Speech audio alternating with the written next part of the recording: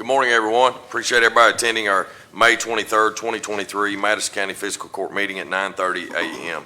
This is a regular scheduled meeting here at 239 West Main Street, Richmond, Kentucky 44475, and I would always want to recognize the City of Richmond for allowing us to use their facilities while our courthouse project is being renovated.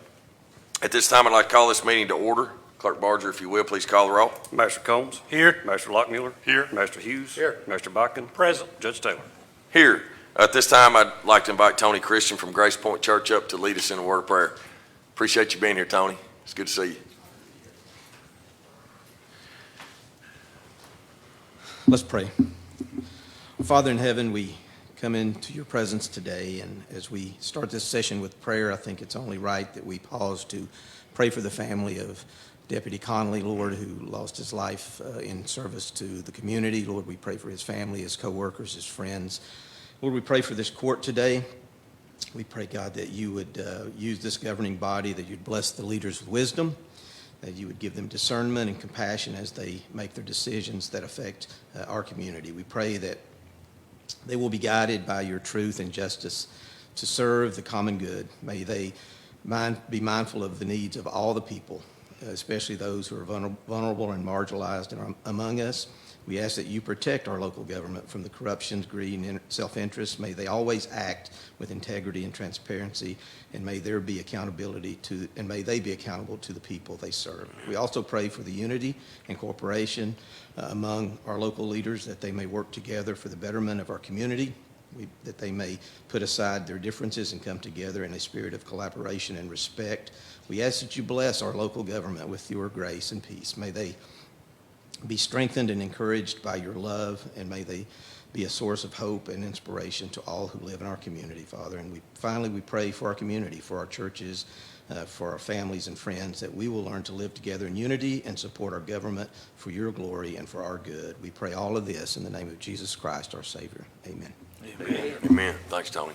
Sheriff, if you will, lead us in the pledge. Please face our flag.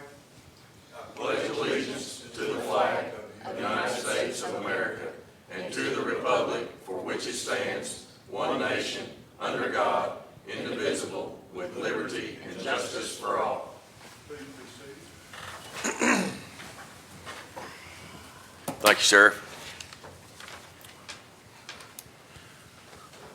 Members of the court, y'all have had a chance to look over our previous meeting minutes. We do have two sets of minutes. We will first need a motion and a second to approve our May 9th, 2023 regular scheduled fiscal court meeting. Make a motion. Second. Have a motion and a second. Any discussion? Hearing none, call the roll. Master Combs. Yes. Master Lockmuller. Yes. Master Hughes. Yes. Master Botkin. Yes. Judge Taylor. Yes. Our next meeting, we had a special call meeting on May the 15th, 2023. I need a motion and a second. So moved. Second. Any discussion? Hearing none, call the roll. Master Combs. Yes. Master Lockmuller. Yes. Master Hughes. Yes. Master Botkin. Yes. Judge Taylor. Yes. Thank you all. Next, our treasurer's report. Welcome.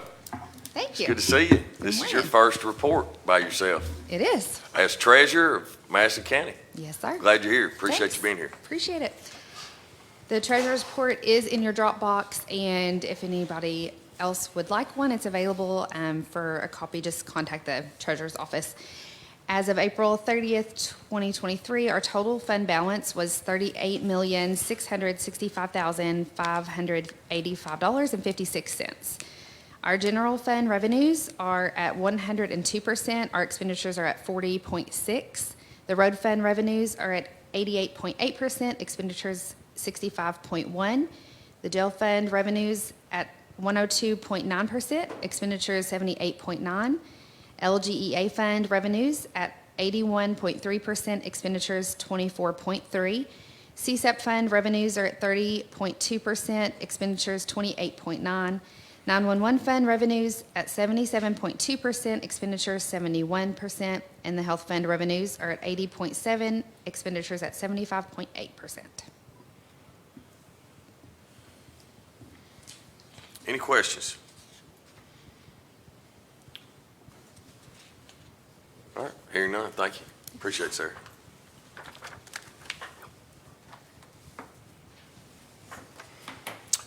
First order of business today is we have a proclamation recognizing Mental Health Awareness Month. And we do have some guests with us, so y'all might as well go ahead and make your way up to the podium. I know you all love that. I can see it on your face, Laura.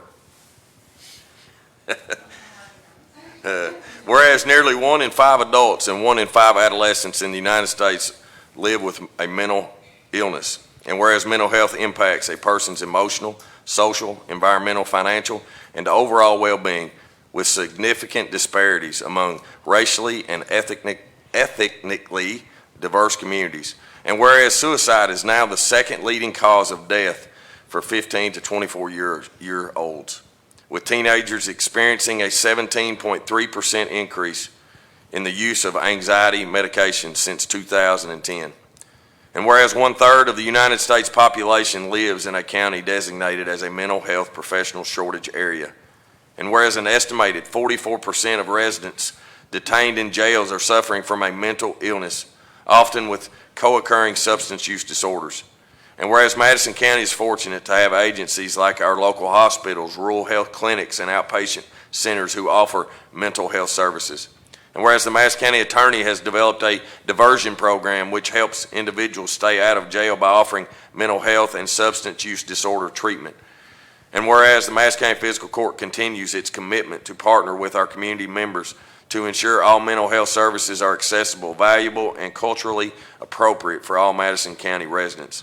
Now therefore, I, Reagan Taylor, Madison County Judge Executive, and the Madison County Fiscal Court do hereby proclaim the month of May 2023 as Mental Health Awareness Month to highlight the critical role of behavioral health services and resources to all Madison County residents. And here we have Laura King and Caitlin Arvin with us today.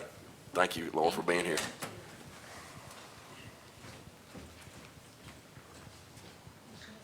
Members of the court, if you will.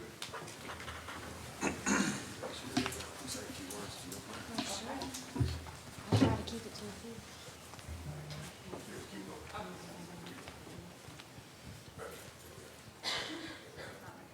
He does it shortly. Just glad to be here. Amen, brother.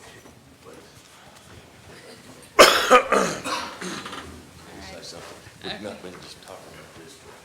That's all right. All right. I want to thank everybody. Behavioral health has become a huge passion of ours probably about 5 or 6 years ago when in the emergency department and in Madison County, we just didn't have anything. Unfortunately, we would spend hours upon hours watching people just suffer from mental illness, behavioral health, substance abuse.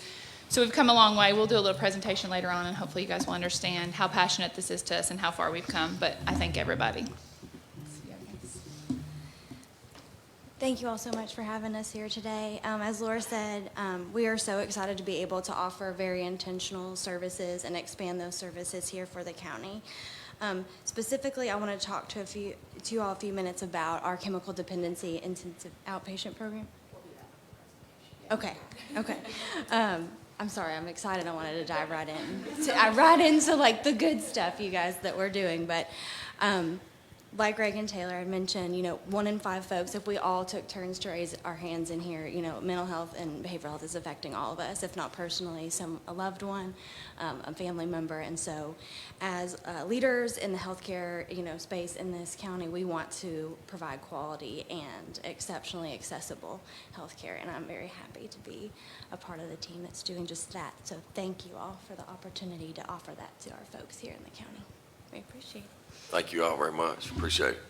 I think it's very important that we continue to bring awareness to this scourge that's on our community.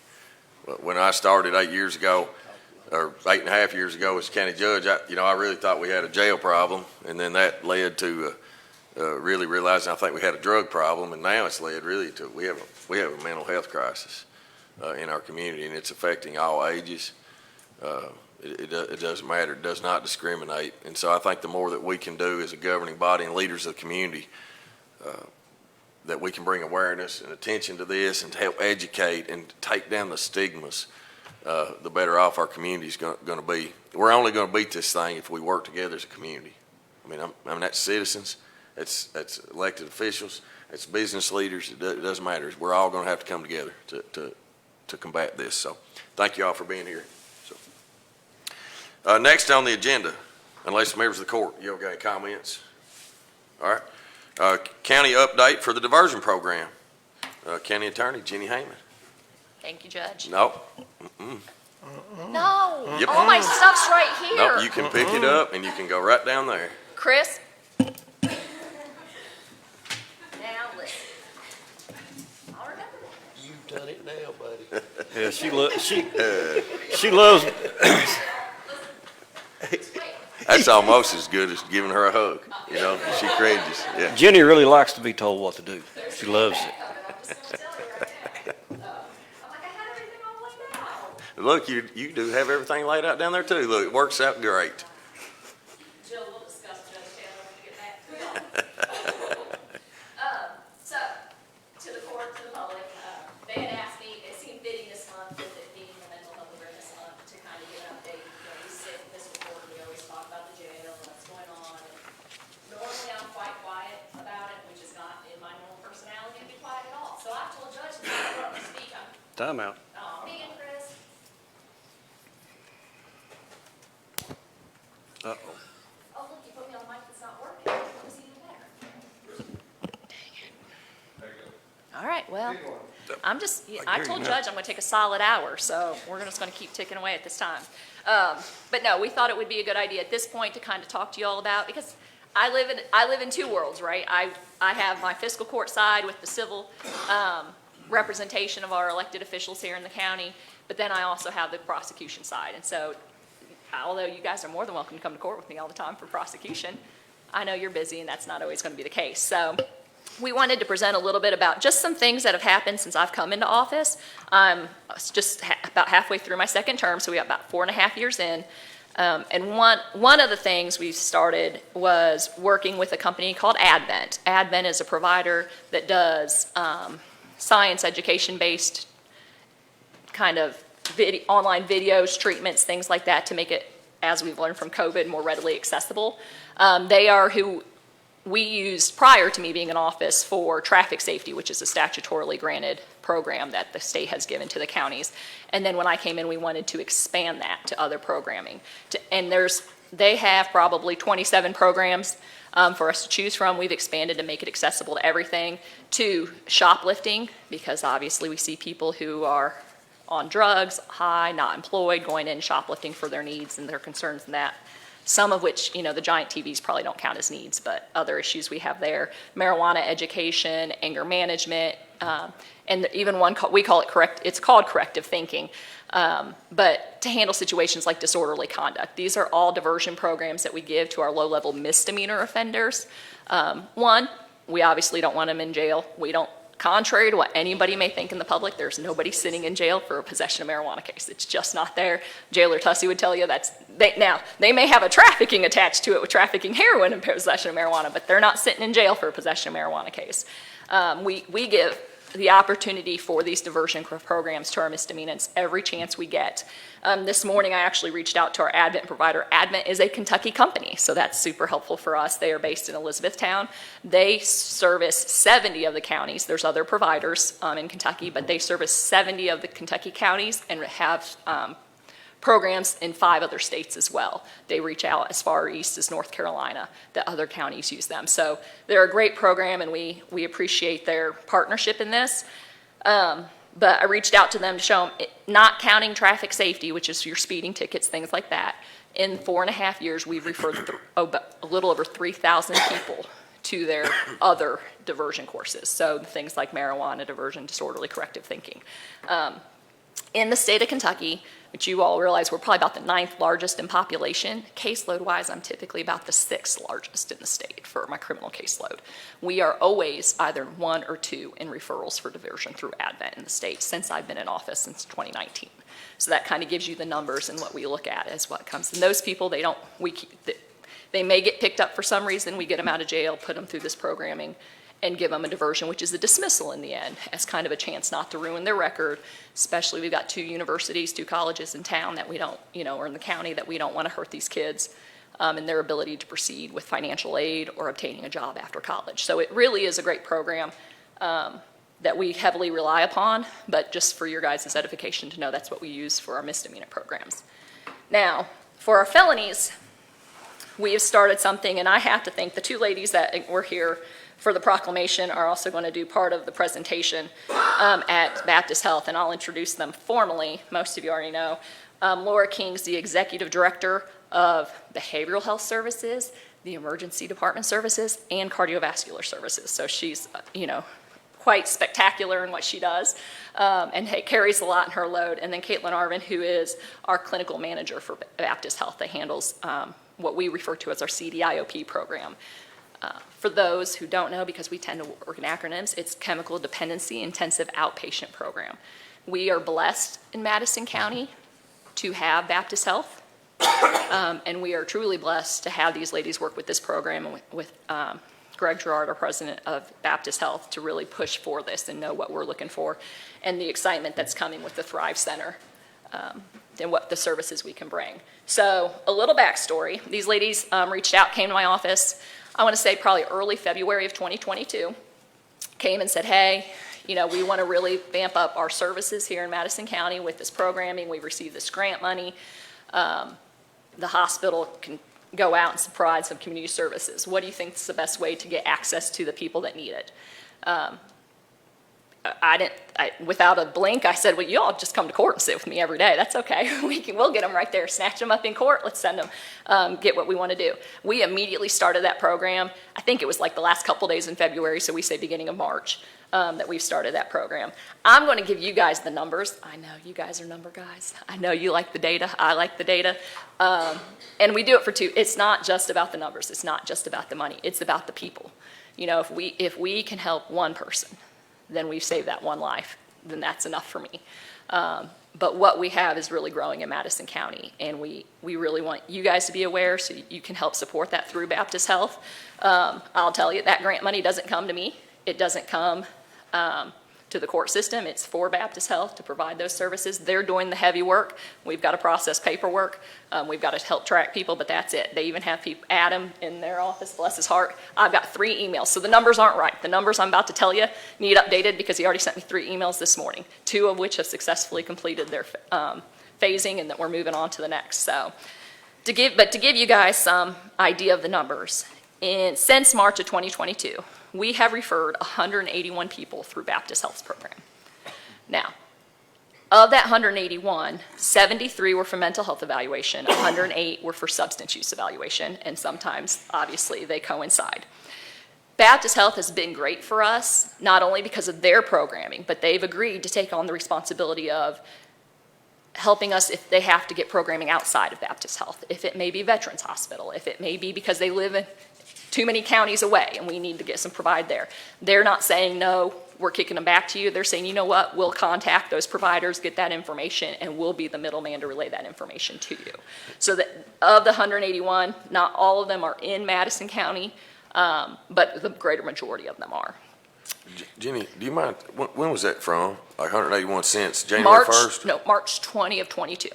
March 2022 to April of 2023. About a year. Yes, right about a year, yes. I'm a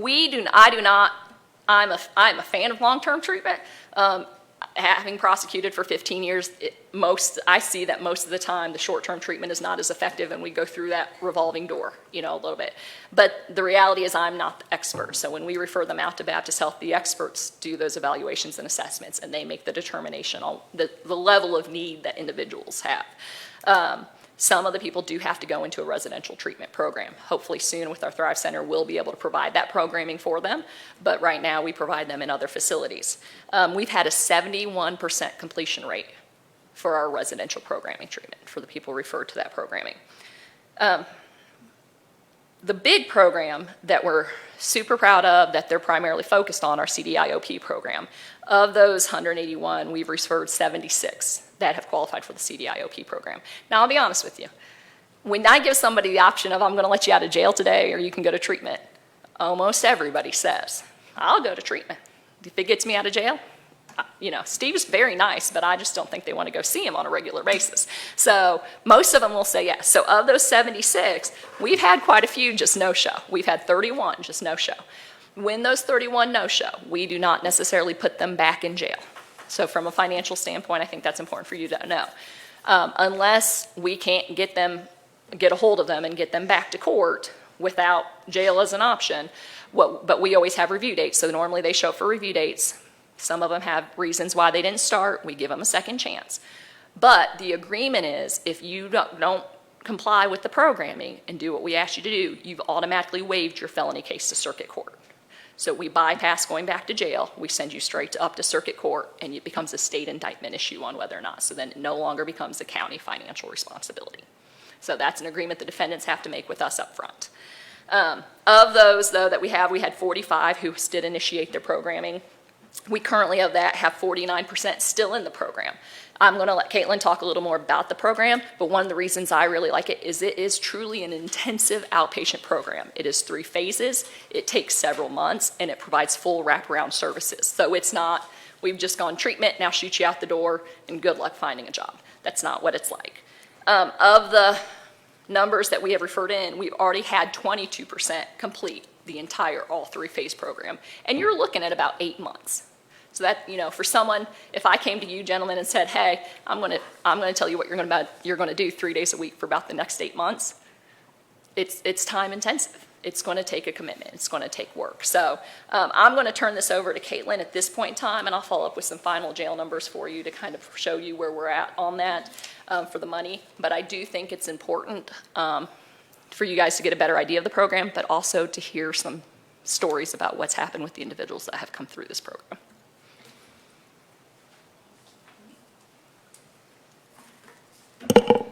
Now I get to talk, guys. I was chomping at the bit. I was so excited earlier. Thank you, Jenny, so much for having us here today, and thank you all for the opportunity to talk a little bit about this program. And I hope it comes through how passionate I am about it, how passionate Laura and our team at Baptist is about it, and how thankful we are to be working with these individuals. I'm a little bit hard of hearing. Would you care to get that? Yes, mic right sir. there? Thank you Better? very much. I apologize. I shy away from the microphone a little all bit.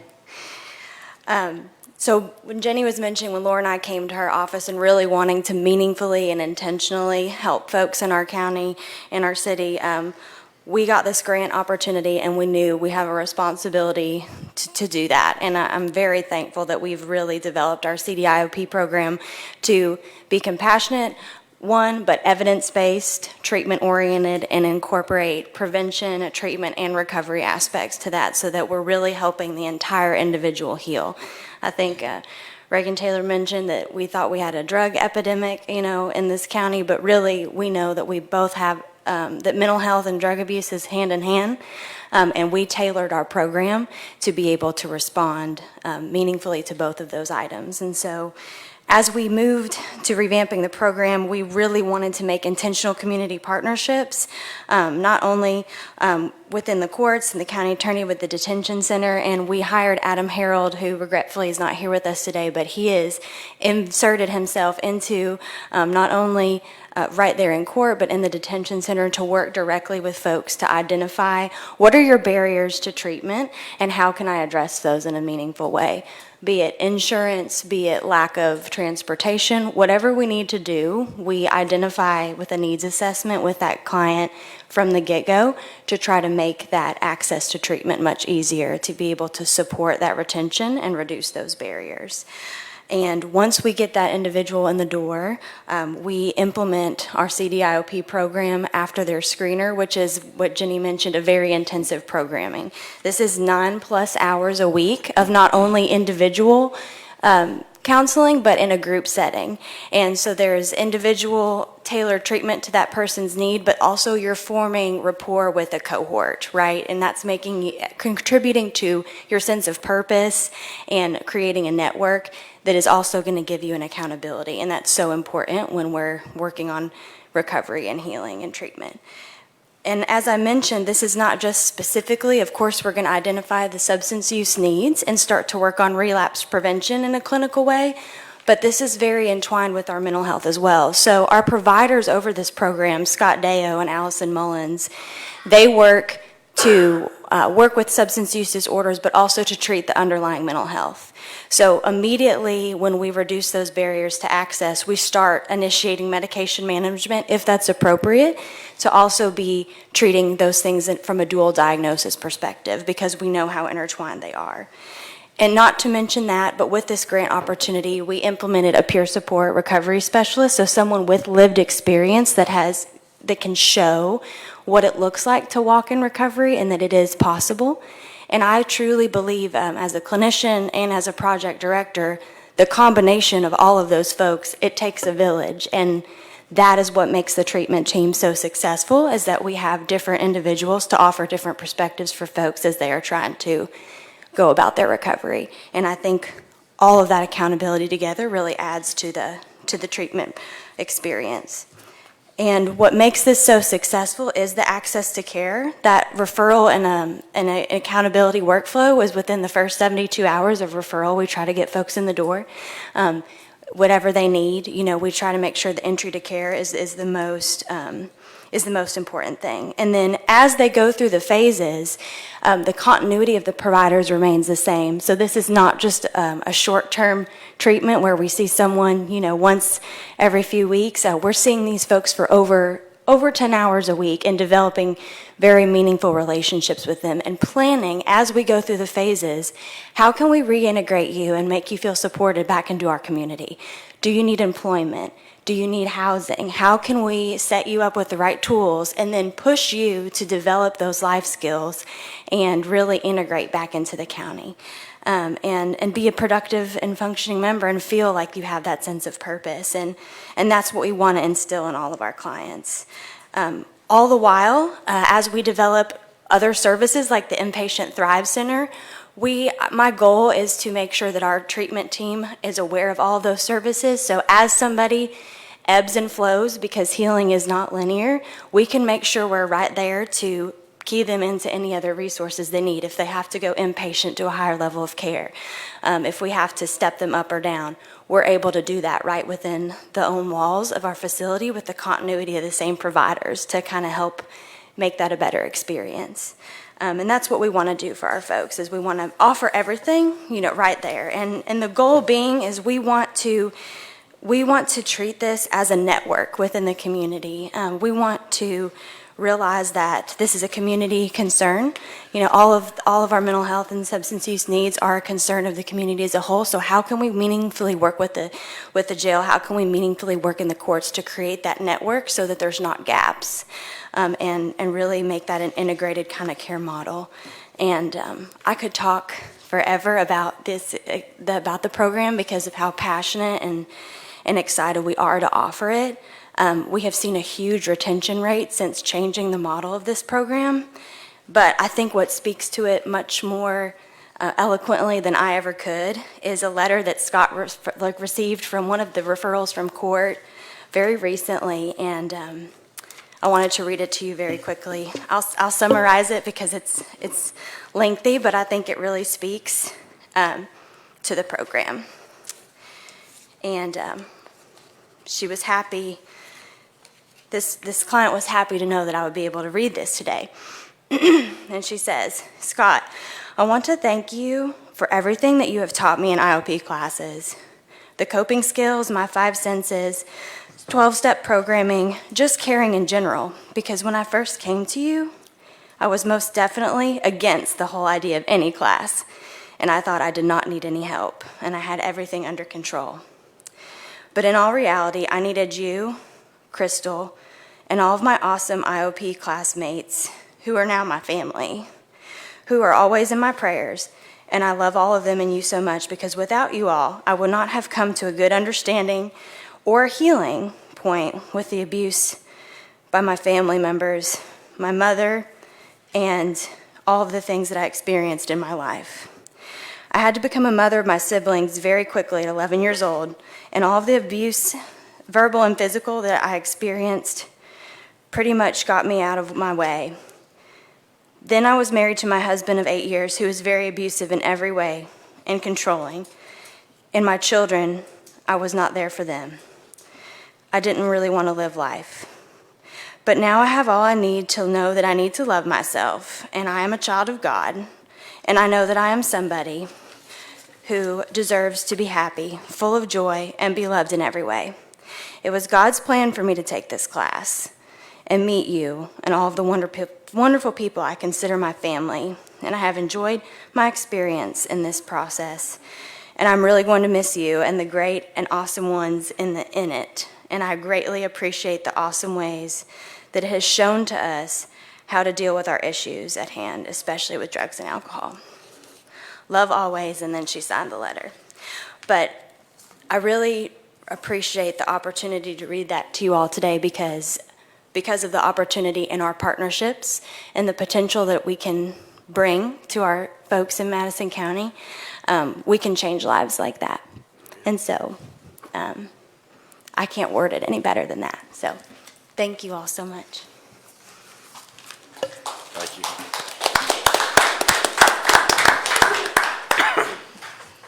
So, like I said before, obviously, the numbers are important. We care about, obviously, as a fiscal court, to budget and to financially support our county in the way that's best for the constituents.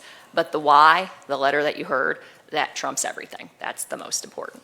And it's hard not to watch Caitlin, because, I mean, her passion for it is infective, and yeah, I get emotional. And the only emotion I normally show is anger, so you guys know that. So it really does touch the heart to see him. And I have to say, and I digress a little bit in saying it, but the relationship that has developed with Caitlin and Laura beyond our work relationship. I mean, Laura, her and her husband, bless their hearts, they take me. We go to dinner. We have our date nights like every other week now. But it really has grown our relationship, and the bonding that we have over what this program has been doing and what they've done for our community means a lot to me. For them to trust our court systems and my office and what we do, but it's very much mutual. I did want to give you a little bit of the number side. I told you that most of our CDIOP referrals or Baptist Health of the 181 are going to be felony cases. So to use round numbers, I'd tell you, let's say in that past year, 150 were probably felony cases that were sent in referral. And I can't get to them day one of being in jail. The longest they stay in jail for a preliminary hearing while incarcerated is 10 days by law. So I knock off the first 10 days because they've been sitting in jail for that period of time. So I did the calculation based on the 50 remaining days they have until their indictment releases them if they haven't been indicted within those 50 days. So at 150 cases, 50 days per case, obviously $35 a day, it's $262,500. It's not $1 million. I'd like to make that number higher for you all so you can see that improve. But this is just our first year. You know, we're trying to grow. It wasn't like I could walk into court and say, you know, the first 75 people on the docket get to go. I still have to make some discretionary calls in the protection of our community and who belongs in the program or who needs to do maybe a state sentence in-house program like a SAP program or anything like that. But that does show some of our numbers. Jenny, Yes. I believe the jail number that's a direct result of some of this. Our recidivism rate in the last 3 years have gone from almost 90% to now just over 60. That's awesome. Thank you, Steve. That's a very significant number. Yeah, that's a very impressive drop. I'd like to say it has everything to do with this program. I can't take any credit for that. That's them, and I can't say it's all the program, but I would say that has a lot to do with it. That's a significant drop. So yes, we're saving money, but we're really turning some lives around in that. I'll open it up to any questions. I do want to side note, this isn't it. We're not done. We're going to keep growing. For you all to know, just in my office alone, not always mental health, substance abuse related. I can't give you any numbers because we literally just started that, but turns out Madison County has a huge no insurance issue with people who drive. And so we've created an in-house no insurance diversion program to set monitoring up. It's a license loss, it's jail time. For first-time offenders, we don't want to do that, so we've created this in-house diversion program for them as well.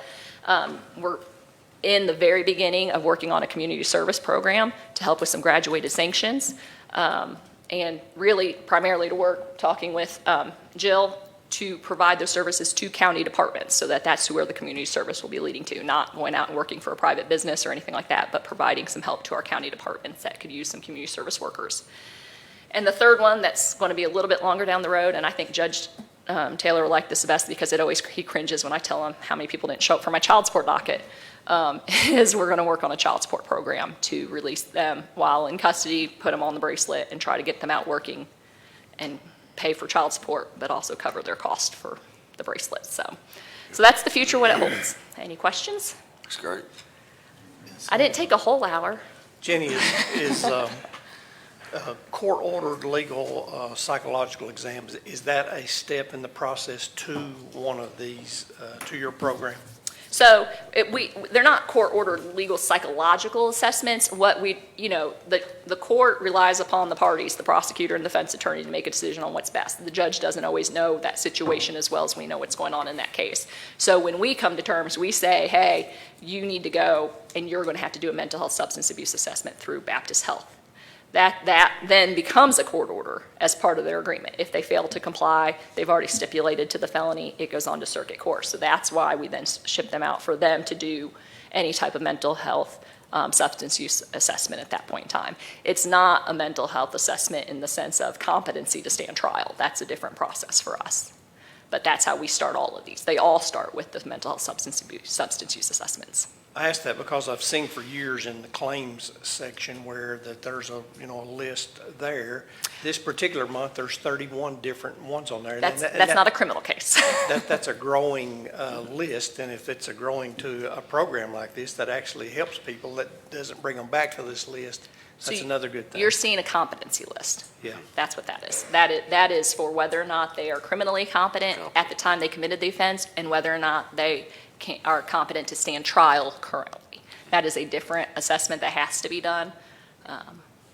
At the end of the program that you just explained to us, and you did allude to it a little, but there are possibilities for jobs out there at the end of it. And, we've said for years, if you go through any kind of program, you go right back to where you came from, you've done nothing. Right. So then there's also, I'm assuming, the possibility for housing and things to break that cycle as well, other than just return to where you came from? Yes, and that's really the great part about the CDIOP program. A lot of CDIOP programs, and I'm familiar with them through work, other programs that we may send people to, they've done. For instance, I know there's one in Lexington. Their CDIOP program is the equivalent of our phase 1. That is the 3 times a week, 10 hours a week of just group therapy, individual therapy, maybe some medical assisted treatment. And that is, okay, you've completed it, you're done with their program. The benefit to Baptist Health and what these ladies have done is that there's a phase 2 and a phase 3. And although you may step down a little bit in the number of group treatments and individuals, it starts to then reacclimate you back into our society. What do you need? What services do you need? What do you have to do to maintain those services? And so really kind of, I don't want to downplay it by saying hold their hand, but we're providing a lot more support, physical, emotional, financial, anything that they need. They're familiar then with the community partners that we're working with and who we wrap them into to say, hey, we need a housing voucher. Hey, we're going to need to, provide some more individual therapy. We're going to need to work through we have plenty of people who contact us who are looking for employees, whether they have felonies on their record or not. I mean, we always have companies who are saying, hey, we're here trying to help. So they have that through their phase 2 and phase 3, that they really work that into the program. Good. Another good thing that I see about it is that, I'm talking about just a few years ago, there was a lot of talk about this, but there was never any funding for it. Now there's tons of grants to help you all get these programs up and off the ground, and we're so thankful for that. Questions? I'm just thankful. It sounds like that there's a faith-based aspect to it and the continuity of it as a result from the letter that was read, and I'm very pleased with that. And all of us have a purpose. God has a purpose for all of us, and we just need to understand that. Thank you. Thanks, Jenny. All right, thank you. Appreciate it. Can I come Laura back to my Cagle. spot?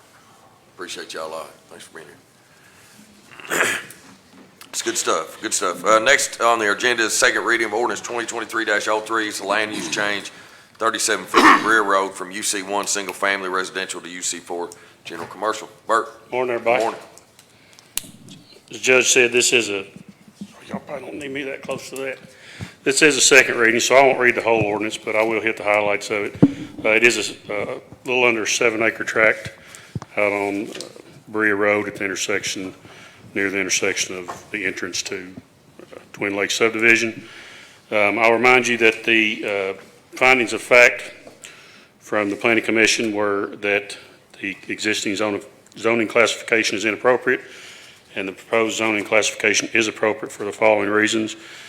A, that the requested UC4 zoning classification is consistent with the current comprehensive plan given the property's location. The size, layout, topography, and location of the property make it suitable for commercial use. B, that the zoning classification of UC4 is appropriate as the property is suitable for commercial development given its location in the urban corridor and an area designated for commercial development. And C, that the requested zone change to UC4 will be in conformity with the existing use and development of other property in the area near the subject property, and that it's appropriate. And this was a unanimous recommendation to make this change from the Planning Commission. Judge, the applicant and his counsel are here. If y'all have any questions for them, I don't know if he wants to speak or not, but that's all I have. Thank you, Bert. Appreciate it. Y'all have heard the second reading of ordinance 2023-03, land use change 3750 Brier Road from UC1 Single Family Residential to UC4 General Commercial. What's the pleasure of the court? Make a motion to approve ordinance 2023-03. Second. Have a motion and a second. All right, now, discussion. Do y'all have any discussion? Any questions? Jerry, I know you love to come to a microphone and talk. You don't have to, unless you want to. I want to give you the opportunity if you would like to. I think the findings are appropriate. Thank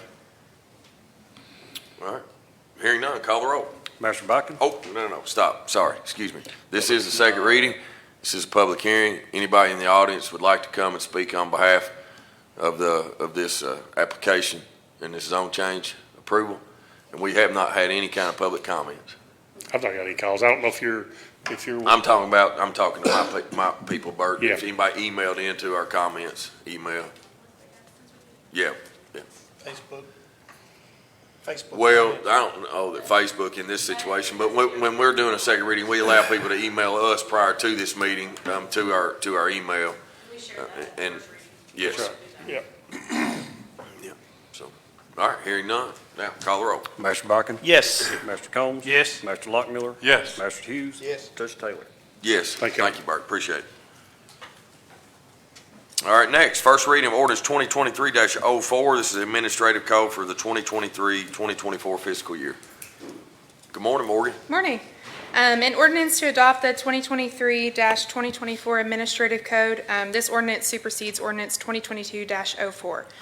Whereas the Madison County Judge Executive and the Fiscal Court recognize that a personnel system which recruits and retains a qualified, motivated workforce is indispensable to the effective and efficient operation of the county government, and whereas it is essential to have policies and procedures in writing delineating all aspects of employment affected by said policies and procedures, and now therefore be it ordained by the Madison County Judge Executive and the Madison County Fiscal Court of the Commonwealth of Kentucky that the policies and procedures attached hereto shall be the system of personnel administration for the county, and that the policies and procedures may be waived, altered, or suspended only by a change of ordinance. This ordinance shall become effective on the date of the second reading and adoption. Thank you, Morgan. You all have heard ordinance 2023-04. Do I have a motion and a second to approve? So move. Have a motion, have a second. Any discussion? Members of the court, this is the first reading. Our second reading will be at our next fiscal court meeting, which will be our public hearing by KRS standards. We will advertise appropriately for that. Any members of the community that would like to make public comment, please feel free to email the comment to comments@madisoncountyky.us. And then a copy of this ordinance will be available on our website at www.madisoncountyky.us under the transparency tab. And I might have added one too many W's in that. Yeah. I'd just like to say, Judge, I encourage everybody to take a look at this. This is a living, breathing Yes, document. very much It's so. always been growing. Over the last several years, HR, they've made a lot of really positive changes to this, and the county's better for it. So. All right. Hearing none. Call the roll. Master Combs? Yes. Master Lockmiller? Yes. Master Hughes? Yes. Master Botkin? Yes. Judge Taylor? Yes. Thank you, Morgan. Next is first reading of ordinance 2023-05, drug and alcohol-free workplace policy for 2023-2024 fiscal year. An ordinance to adopt the 2023-2024 drug and alcohol-free workplace policy. This ordinance supersedes ordinance 2022-05. Whereas the Madison County Fiscal Court has established a drug and alcohol-free workplace policy, including but not limited to supervisors, full-time employees, part-time employees, off-site employees, contractors, and applicants who are representing or conducting business for the county. And whereas the Madison County Drug and Alcohol-Free Workplace Policy is updated annually, and now therefore be ordained by the Madison County Judge Executive and the Madison County Fiscal Court of the Commonwealth of Kentucky, does hereby approve the 2023-2024 Drug and Alcohol-Free Workplace Policy. This ordinance shall become effective on the date of the second reading and adoption. Members of the court, you've heard first reading of ordinance 2023-05, drug and alcohol-free workplace policy. What's the pleasure of the court? Make a motion to approve ordinance 2023-05. Second. We have a motion and a second. Any discussion? So, Judge, on page 18 of that document, there is a laundry list of substances. And, you know, we hear and we talk and we see it in the paper and we see it everywhere of the term fentanyl and carfentanil, which are two things that aren't listed here. However, I think that they're all included in K, which is synthetic narcotics, simply because the Dearborn list changes faster than we can. I mean, it's impossible. So, you know, I hope and believe that covers a wide range of things, including those. Yeah. But this is the same one, there's no changes from last year's, we just renewed, this is just a normal renewal? Correct. This is a renewal of this one. Next year, with the collaboration with Keiko and Jenny, we will have to revisit and see what we need to do to be compliant because of the new legislation on medicinal marijuana in Kentucky. But for this year, we'll keep it the same. Stays the same. All right. Any more comments? We do have a motion and a second, so hearing none, call the roll. Commissioner Lockmuller? Yes. Oh, dang it. Good Do your disclaimer reading. right there. Sorry, hold on, sorry, before you do that. Anybody that would like to make public comment, please feel free to email the comments to comments@madisoncountyky.us, and a copy of this ordinance will be available on our website at www.madisoncountyky.us under the Transparency tab. You ready?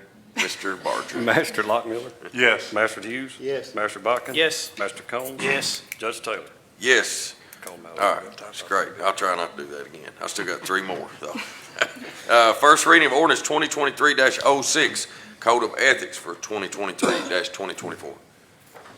An ordinance to adopt the 2023-2024 Code of Ethics. This ordinance supersedes ordinance 2022-06. Whereas the proper operation of democratic government requires that a public official be independent and impartial, that government policy and decisions be made through the established process of government, that a public official not use public office to obtain private benefit, and that the public have confidence in the integrity of its government and public officials. And whereas the public judges its government by the way public officials and employees conduct themselves in the posts to which they are elected or appointed, and public confidence and respect for government can best be promoted if every public official and employee, whether paid or unpaid, and whether elected or appointed, will uniformly treat all citizens with courtesy, impartiality, fairness, and equality under the law, and avoid both actual and potential conflicts between their private self-interest and the public interest. And whereas the officials of this county are committed to the operations of a county government that manifests the highest moral and ethical standards among its officers and employees, and whereas the Madison County Code of Ethics is updated annually, now therefore be it ordained that by the Madison County Judge Executive and the Madison County Fiscal Court of the Commonwealth of Kentucky does hereby approve the 2023-2024 Code of Ethics. This ordinance shall become effective on the date of the second reading and adoption. Motion to approve ordinance 2023-06, Judge. Second. All right, we have a motion and a second. Any discussion? Hearing none, we will call the roll in just a second, but Robin, just to make sure I understand this, so all these will be on our second court in June. Okay, so just for the record, in alignment with our budget, which we're getting ready to vote on here in a minute, our second readings will actually be at our fourth Tuesday meeting, which is the date, what's the date? June 27th. June 27th. So these all second readings will be at the June 27th fiscal court meeting. So thank you, Robin. Not yet. I got to do this. For any citizen that would like to make a public comment, please feel free to email the comment to comments@madisoncountyky.us. A copy of this ordinance will be available on our website at www.madisoncountyky.us under the Transparency tab. Call the roll, please. Master Hughes? Yes. Master Buckin? Yes. Master Combs? Yes. Master Lockmiller? Yes. Judge Taylor? Yes. Thank you. Hey, Morgan, I wasn't going to say this every time, but appreciate all your hard work on this and keeping it straight. Thank you. Good work. Next is ordinance 2023-07. This is our fiscal court budget for the 2023-2024 fiscal year. Good morning again, Sarah. Morning. An ordinance to adopt the 2023-2024 fiscal court budget, whereas the Madison County Fiscal Court is responsible for administrating the county budget, and whereas Madison County Fiscal Court has reviewed the proposed 2023-2024 fiscal court budget, and whereas the county treasurer has reviewed the budget to ensure sound financial practices, now therefore it be ordained by the fiscal court of the County of Madison, Commonwealth of Kentucky, does hereby approve the proposed 2023-2024 fiscal court budget. This ordinance shall become effective on the date of the second reading and adoption. Thank you, Sarah. Y'all have heard ordinance 2023-07. Do I have a motion and a second to approve the first reading? Make a motion. Approve Second. 20. Have a motion and a second. Any discussion? Just for the court members, when we do a vote on the first reading of the budget, it does have to go to DLG for DLG approval. That's why we sort of wait almost a month. It gives it time to get to there. They approve it and get it back to us. And then gives us time to advertise it. So it will be going to DLG, and then we'll have it on our 27th fiscal court meeting. For any citizen that would like to make public comment regarding our ordinance here about our budget, please feel free to email the comment to comments@madisoncountyky.us. A copy of this ordinance will be available on our website at www.madisoncountyky.us under the Transparency tab. Call the roll. Master Buckin? Yes. Master Combs? Yes. Master Lockmiller? Yes. Master Hughes? Yes. Judge Taylor? Yes. And I also do want to thank all of our department heads, Sarah, our finance team for helping prepare this budget. It is a whole process that we go through, typically starting in the month of March and April. This year we did bump it up a little bit because of Glenda's retirement, but appreciate all the hard work by everybody. All right, next, first reading of ordinance 2023-08. This is a land use change 3502, 3506, and 3506 Lexington Road from UC1 Single Family Residential to PUD UC-11 Planned Unit Development. Bert. Good morning again. An ordinance of the Madison County Fiscal Court, Kentucky, approving the zone change of 3502 and 3506 Lexington Road, Richmond, Kentucky, and authorizing the amendment of the official zoning map of Madison County, Kentucky. Whereas the hereinafter described land is located in Madison County, Kentucky, and whereas the Madison County Planning Commission held a public hearing on Tuesday, May 16th, 2023, to consider a land use change request application from UC1 to PUD UC11.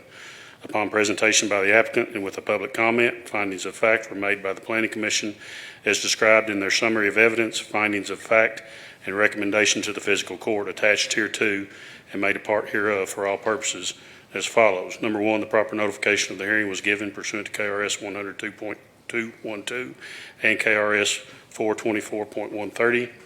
Number two, the subject property fronts on US 25 and therefore has adequate access for its intended use as a PUD UC11. It is also serviced by the Madison County Sewer System and Madison County Water, and therefore has adequate water and sewer service for its intended purpose. Number three, the property is included in the Northern Madison County Development Plan, which provides as follows. The purpose is to guide future growth and development in Northern Madison County so as to most effectively utilize public and private resources in enhancing the quality of life for citizens in that area. Number one, concentration, to find the urban core and fringe areas and focus the majority of growth and development within that core area. Number two, differentiation. Within the urban corridor, provide for at least two levels of development. The core area around I-75 interchanges with the 627 highway exit being the largest area of development. This area would provide for diversity of land uses with a planned regional, commercial, and light industrial center at the core, surrounded by residential land uses, multifamily, single-family, going from center to the fringes. The property in question is between the 627 interchange at exit 95 and the US 25 interchange at exit 97, and is therefore part of the area in which the residential land uses are proposed to be developed as part of the county's comprehensive plan. Number 4, the requested PUD UC11 zoning classification is consistent with the current comprehensive plan, given the proximity of this property with I-75 and the capacity of the major roads in this area to accommodate commercial levels of traffic. Further, modification to PUD UC11 zoning would allow for diversity of use as anticipated and deemed desirable by the comprehensive plan. Whereas the Madison County Planning Commission, upon hearing testimony, made a motion and voted to recommend to the Madison County Fiscal Court to approve the land use change request from UC1 to PUD UC11. And whereas the Madison County Fiscal Court has reviewed said findings and recommendations of the Madison County Planning Commission and being otherwise sufficiently advised, and does hereby adopt the findings of fact made thereby. Now therefore be it ordained and enacted by the Fiscal Court of the County of Madison, Commonwealth of Kentucky, that the land use classification of the following described property be changed by this ordinance from UC1 to PUD UC11 classification. Section 1 contains a legal description of the property.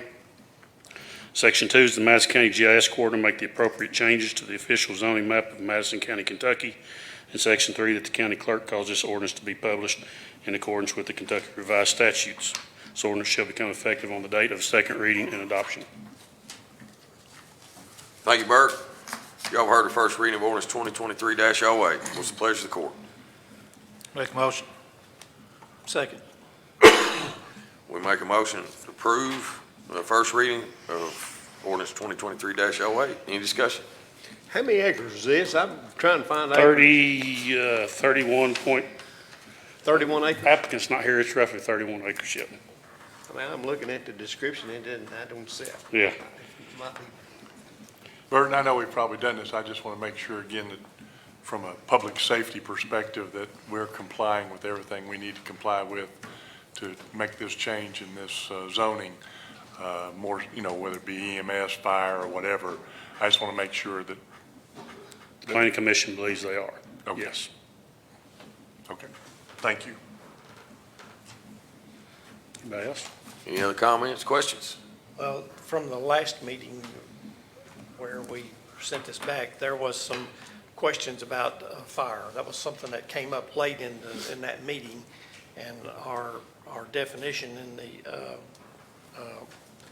comprehensive plan says that there is there with the Whitehall Volunteer Station. So that was a concern that's been resolved for me. One thing that Master Hughes just brought up, which is one thing that I would like to see for future in these, is if we could have a map of the property. Now, we've all had plenty of time at this opportunity. We can do that, and I would like to put it on a screen of some kind to be able to show you all the property, instead of trying to describe to you where it is if you haven't been there to look at it. Maybe we can pull it up on the map. That'd be great. We have that ability here. Yeah, they are projected right there. So we can do that. We can pull it right up from our county map and show you exactly where it is. So But it Or wouldn't we be, can include it in the it wouldn't be a package, bad too. I think we idea just talked to about that include it in the once. packet. It's pretty easy. Yeah. With Yeah, our we'll work. we'll start putting a map in your package too, yeah. So we've had opportunity to do the time frame to go out and see this, and the first ordinance, the reading or approval of the first ordinance gives us 2 weeks to go take a look at it for a second time, should we need to. That's fine.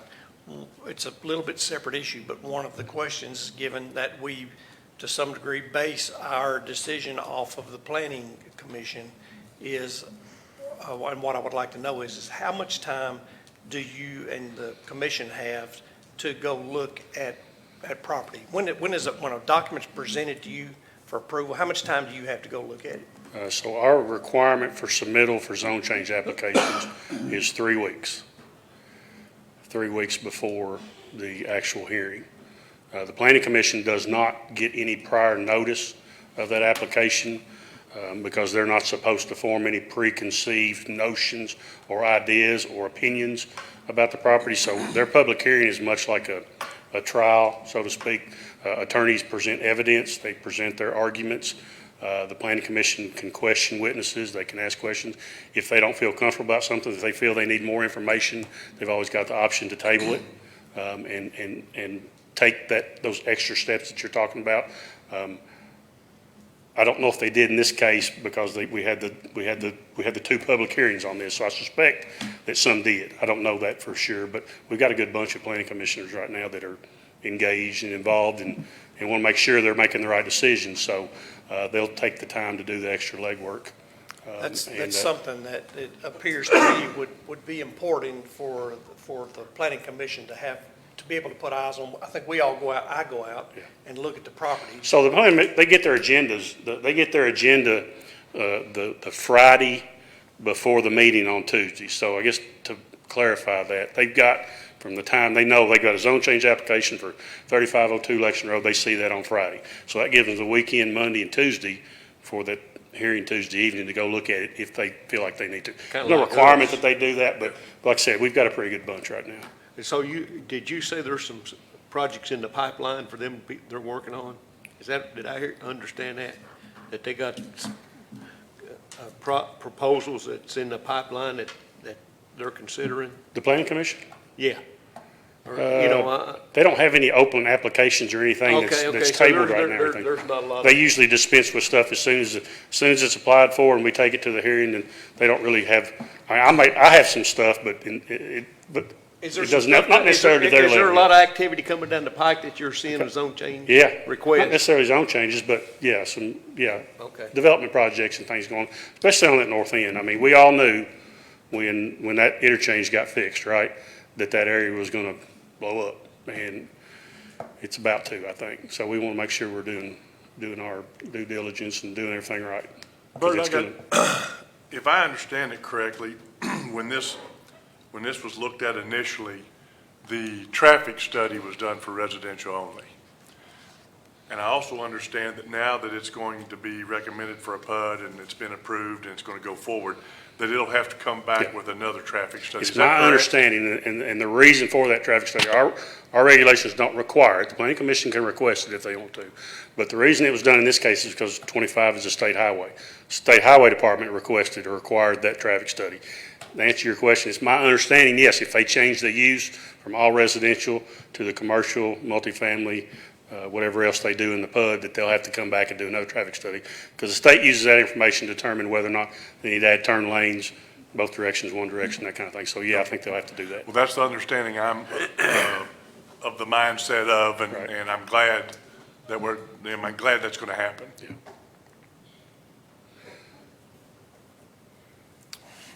All right, again, any other questions, comments? This is the first reading. So we will not wait till the other ordinance will go on 2 weeks, right? Robin and I were having a conversation. Yeah, about I'm that. good. I was just talking about all of our The other. administrative ordinances, yeah, not this one. Yeah, yeah, this one will, 2 weeks. that's what you prefer, yeah. That's what we'd like to do, yeah. I'm tired of dealing with it. Yeah. Yeah. All right. So this is a first reading. We'll have our second reading at our next fiscal court meeting, which will be in 2 weeks. And for any citizen that would like to make public comment, please feel free to email the comment to comments@madisoncountyky.us. A copy of this ordinance will be available on our website at www.madisoncountyky.us under the Transparency tab. Thank you, Bert. Call the roll. Master Combs? Yes. Master Lockmuller? Yes. Master Hughes? Yes. Master Bacon? Yes. Judge Taylor? Thank you. Yes. Thank you.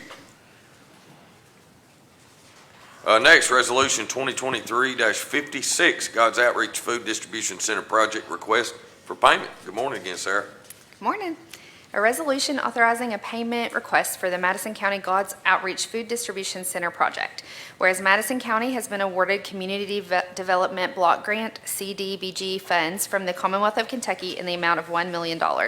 And whereas the expenditures of all CDBG funds are in compliance with the Kentucky CDBG Handbook Financial Management Policies and applicable OMB circulars. Now therefore it be resolved, Madison County as a recipient of the CDBG program funds by signature of County Judge Executive Reagan Taylor, approves the following debts to be paid in full upon the receipt of CDBG funds as drawdown from the Kentucky Department for Local Government or other payments that may be requested from other sources.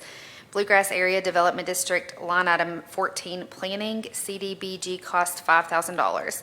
Bluegrass Area Development District, line item 15, administration, CDBG cost $26,250. And Grants Excavating Incorporated, line item 05K, training center, CDBG cost $440,701. Be it further resolved that all expenditures have been documented and recorded and are authorized for drawdown from the Commonwealth of Kentucky in compliance with all state, federal, and local regulations. All right. Thank you, Sarah. Resolution 2023-56, God's Outreach Food Distribution Center Project request for payment. What's the pleasure of the court? So moved. Second. Have a motion and a second. Any discussion? You know, they had that accident where all those trusses fell there the other day. You got any update on that? What does? No, I don't. We've not heard anything other than that the individuals, the employees that were working, they were all fine. I mean, a few of them got a little banged up, but everybody was good. No life loss, which was a blessing. I think now it's just putting it all back. Looked like a pretty big mess. Yeah. Yeah, it's no fun when trusses fall, I can tell you that. I've been there and done that. It's no fun. Would there be additional funds required for that, Judge? That's a good question. I'm not gonna give any kind of a guarantee here, but I would say in those situation there that on a project like that, the proper insurances were in place, with the individuals, whether it be the supplier, whether it be the labor force there, the business, that the probably insurances will cover any additional costs there that will be incurred.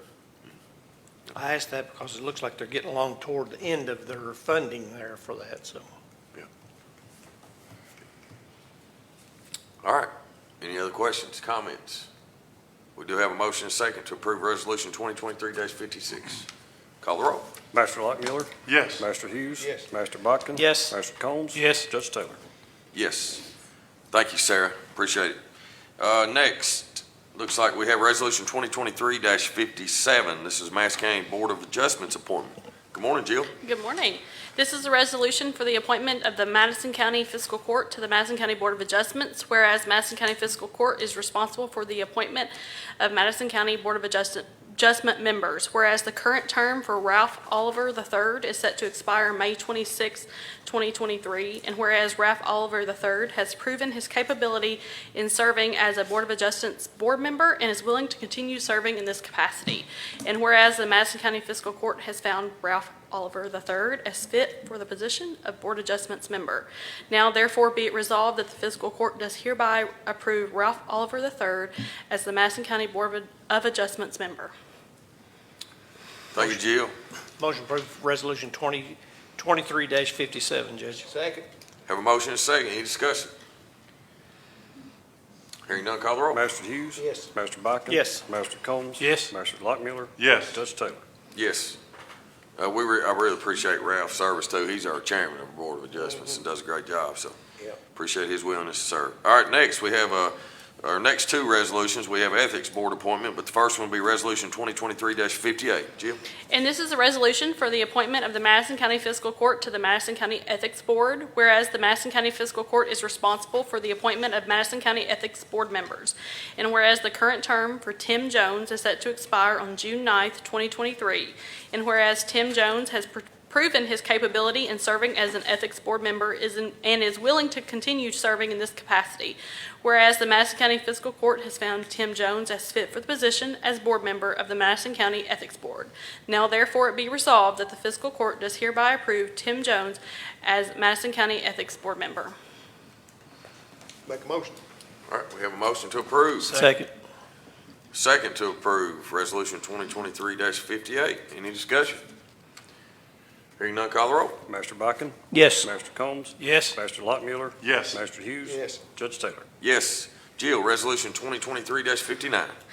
This is a resolution for the appointment of the Madison County Fiscal Court to the Madison County Ethics Board. Whereas the Madison County Fiscal Court is responsible for the appointment of Madison County Ethics Board members, and whereas the current term for Shannon Pennington is set to expire June 23rd, 2023, and whereas Shannon Pennington has proven his capability in serving as an Ethics Board member and is willing to continue to serve in this capacity, whereas the Madison County Fiscal Court has found Shannon Pennington as fit for the position as board member of the Madison County Ethics Board.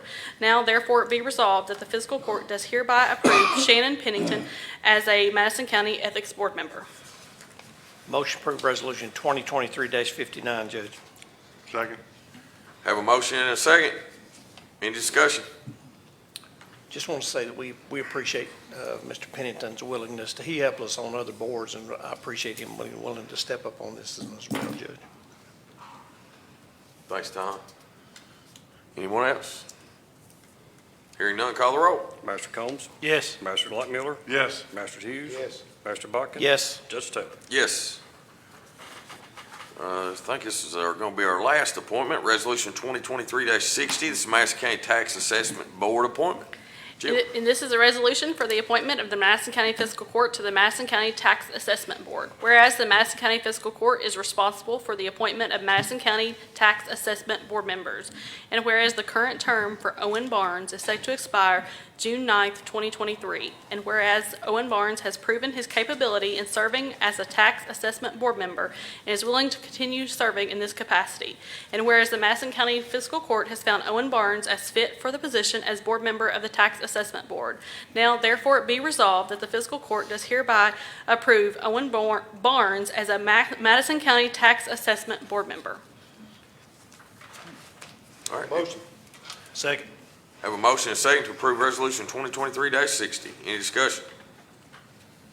Hearing none, call the roll. Master Lockmiller? Yes. Master Hughes? Yes. Master Buckin? Yes. Master Combs? Yes. Judge Taylor? Yes. Thank you all. Thanks, Jill. Next is Resolution 2023-61. This is an updated county road list. Scott, good morning. Good morning. Resolution 2023-61, a resolution approving an updated county road list from Bluegrass Area Development District, BGAD, and Kentucky Transportation Cabinet, KYTC. Whereas the Madison County Fiscal Court agrees the following roads on Appendix A, which is attached hereto this resolution, are part of the county road system and maintained by the Madison County Fiscal Court. And whereas the Madison County Fiscal Court agrees the following roads on Appendix B, which is attached hereto this resolution, are not part of the county road system and are not maintained by Madison County Fiscal Court. Now therefore be it resolved that the Fiscal Court does hereby approve this resolution and authorizes the judge executive and/or his designee to execute same on behalf of the county. Thanks, Scott. Y'all heard Resolution 2023-61. Do I have a motion and a second to approve? Motion. Second. We have a motion and a second. Any discussion? So I just have a comment, Judge. I spoke to a gentleman last night about Old Ballard Road, and I made a mistake on that because I didn't realize that the portion here that we're talking about is the gravel road that picks up above the Blacktop Road. Correct, Scott? That's correct. And so I told them that their service would be stopping on that, and that was incorrect. We will be continuing the maintenance on the blacktop portion of that, so. Scott, can you kind of give us make everybody feel good about the B's, right? Yeah. I don't think nobody has Sure.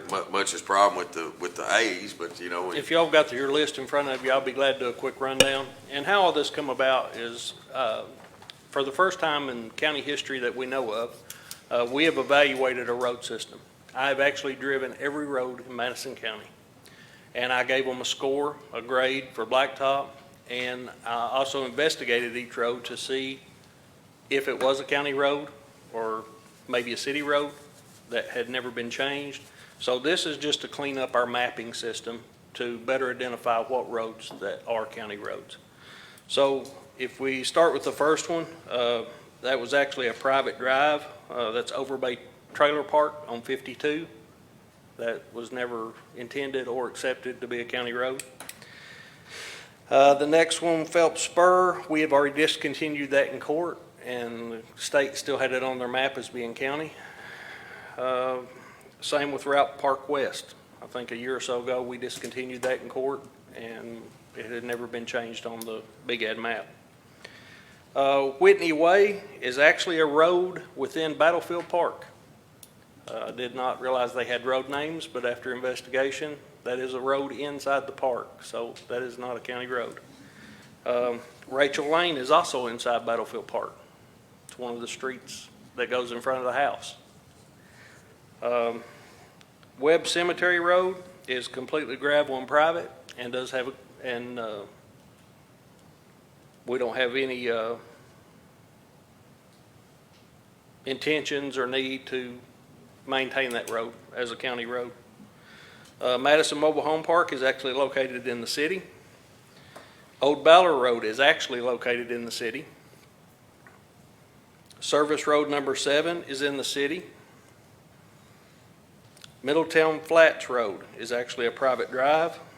Walker Lane is a private road. Lamb's End is a private road. Og Cemetery Road is private. Elisa Drive is actually a private driveway that has been maintained by the homeowner. Cedar Valley is actually a gravel road that we found court records that was discontinued back years ago, and it is a gravel drive. Pace Ramsey Road is actually in the city limits. May Stevens Left Lane is actually a private drive. Service Road number 6 is located in the city. Provider Court is private. Bruin Trace is private. Lower Hines, that's on top of River Hill. We do have the fork to the right, but the fork to the left has always been private and marked as such. What's the name of it, Scott? It's actually North Ridge Road. North Ridge Road, okay. Cedarwood Drive has already been discontinued. Cedarwood Drive Spur has already been discontinued in previous courts. Ginger Tree Lane has already been discontinued, and those three are the old trailer park on 627, and we brought that to court recently and gave all those back. And then Clara Court is off of Roberts Hill Drive, and it is also private. So all we're doing is basically changing the Kentucky map to show what we reflect as we are maintaining, so that we will have a guide for everyone to pull up, and then it will identify the roads that we are maintaining as county roads. It pains me to say this, but you're doing a great job, son. Well, I appreciate that. Thank you. I like to pain people. All right, any questions? Members of the court? Comment, Judge. One of Sure. the things that we, as we, not just this list, but as we look forward to other lists that may come along, one of the discussions that we have whenever we want to bring a road into the county road maintenance system is there's an in-depth process. It has to meet certain criteria before we'll take a road in, correct? Yes. To some degree, I think that we need to establish some form of criteria for a road that we're going to discontinue. And I don't mean some of these. I'll give you an example. You know, one of the ones that he talked about was the Og Cemetery Road. I mean, that's a cow path. That's just all there is to it. Something like that's not what I'm talking about. I'm talking about one where that maybe it was a private drive, maybe it was something else for whatever reasons we're choosing to get rid of them. That, you know, I don't want to abandon a road that somebody's using that's full of holes.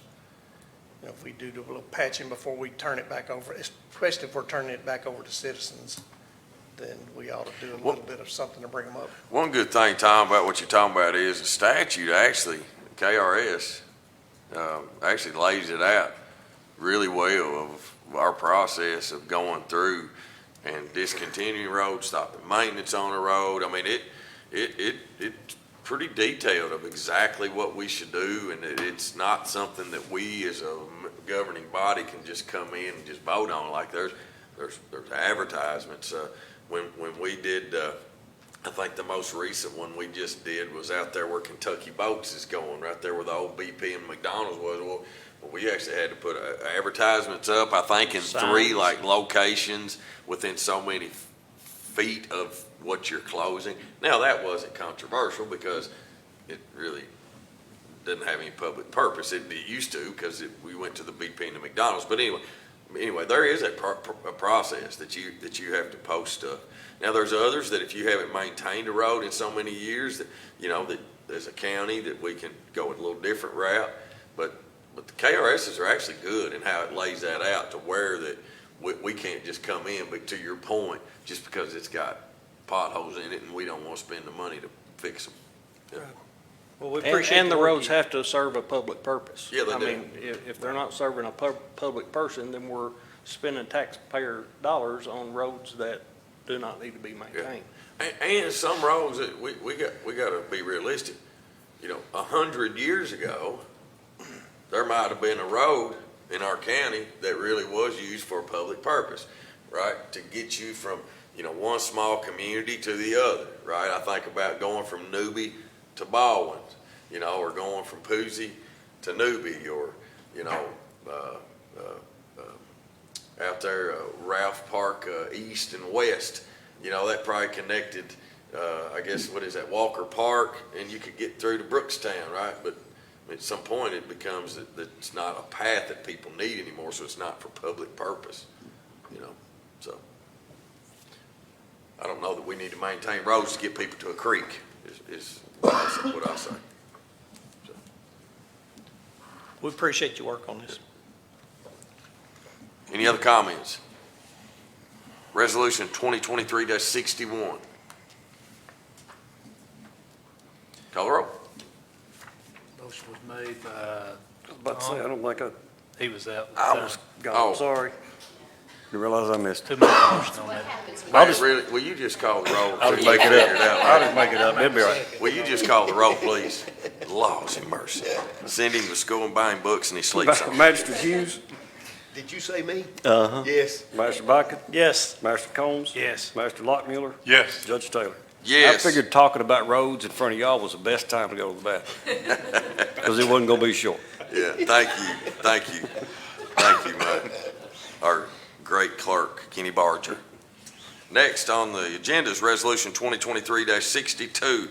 This is a resolution about East Billings Road Bridge Beams Bid Award. Scott? Resolution 2023-62, a resolution for the Madison County Fiscal Court to approve a bid award for East Billings Road Bridge Beams.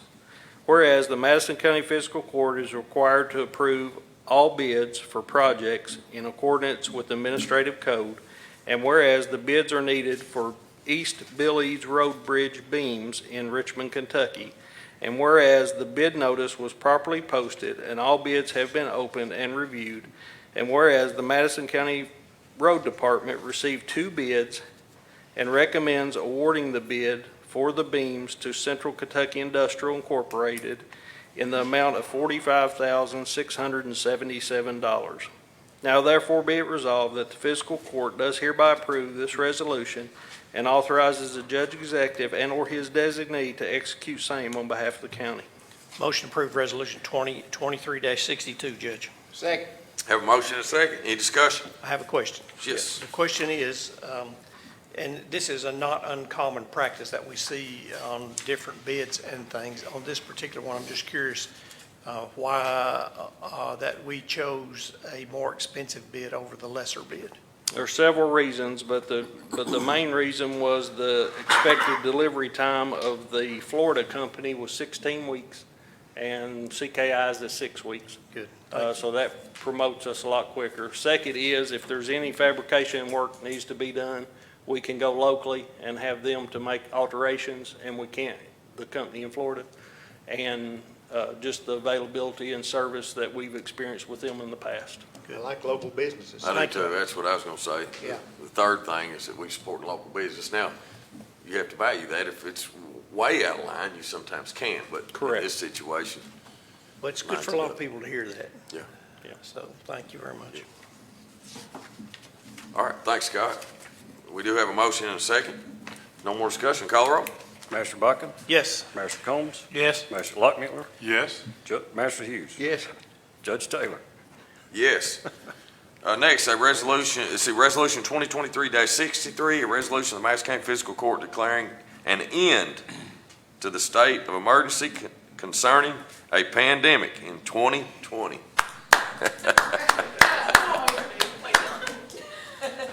Way to be on that. Yeah, well. So moved.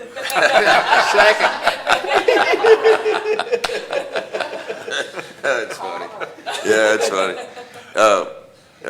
So of course the mask mandate, it's actually just happened right within the last couple of weeks. No, it's been a while. Well, the health department just, something just took place. In some places, it's just been in the last month or so. So I think our local healthcare providers and stuff, it was about 4 to 5 months ago that they made the decision. I think it was in February or the 1st of March that Okay. they made that decision, that they would no longer for clinical personnel to have masks. And to keep up with records of who, Correct. yeah, okay. All right, good.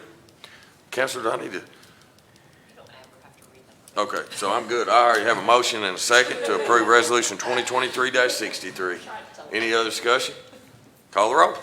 Master Combs? Yes. Master Lockmuller? Yes? Master Hughes? Yes. Master Buckner? Yes. Judge Taylor? Yes. Now, I will add, Judge, I know that question was asked when it was your turn to read a resolution, not when everybody else had to read it. Resolution 2023-64. I was like, That's a very good point. Yeah. The next, moving on.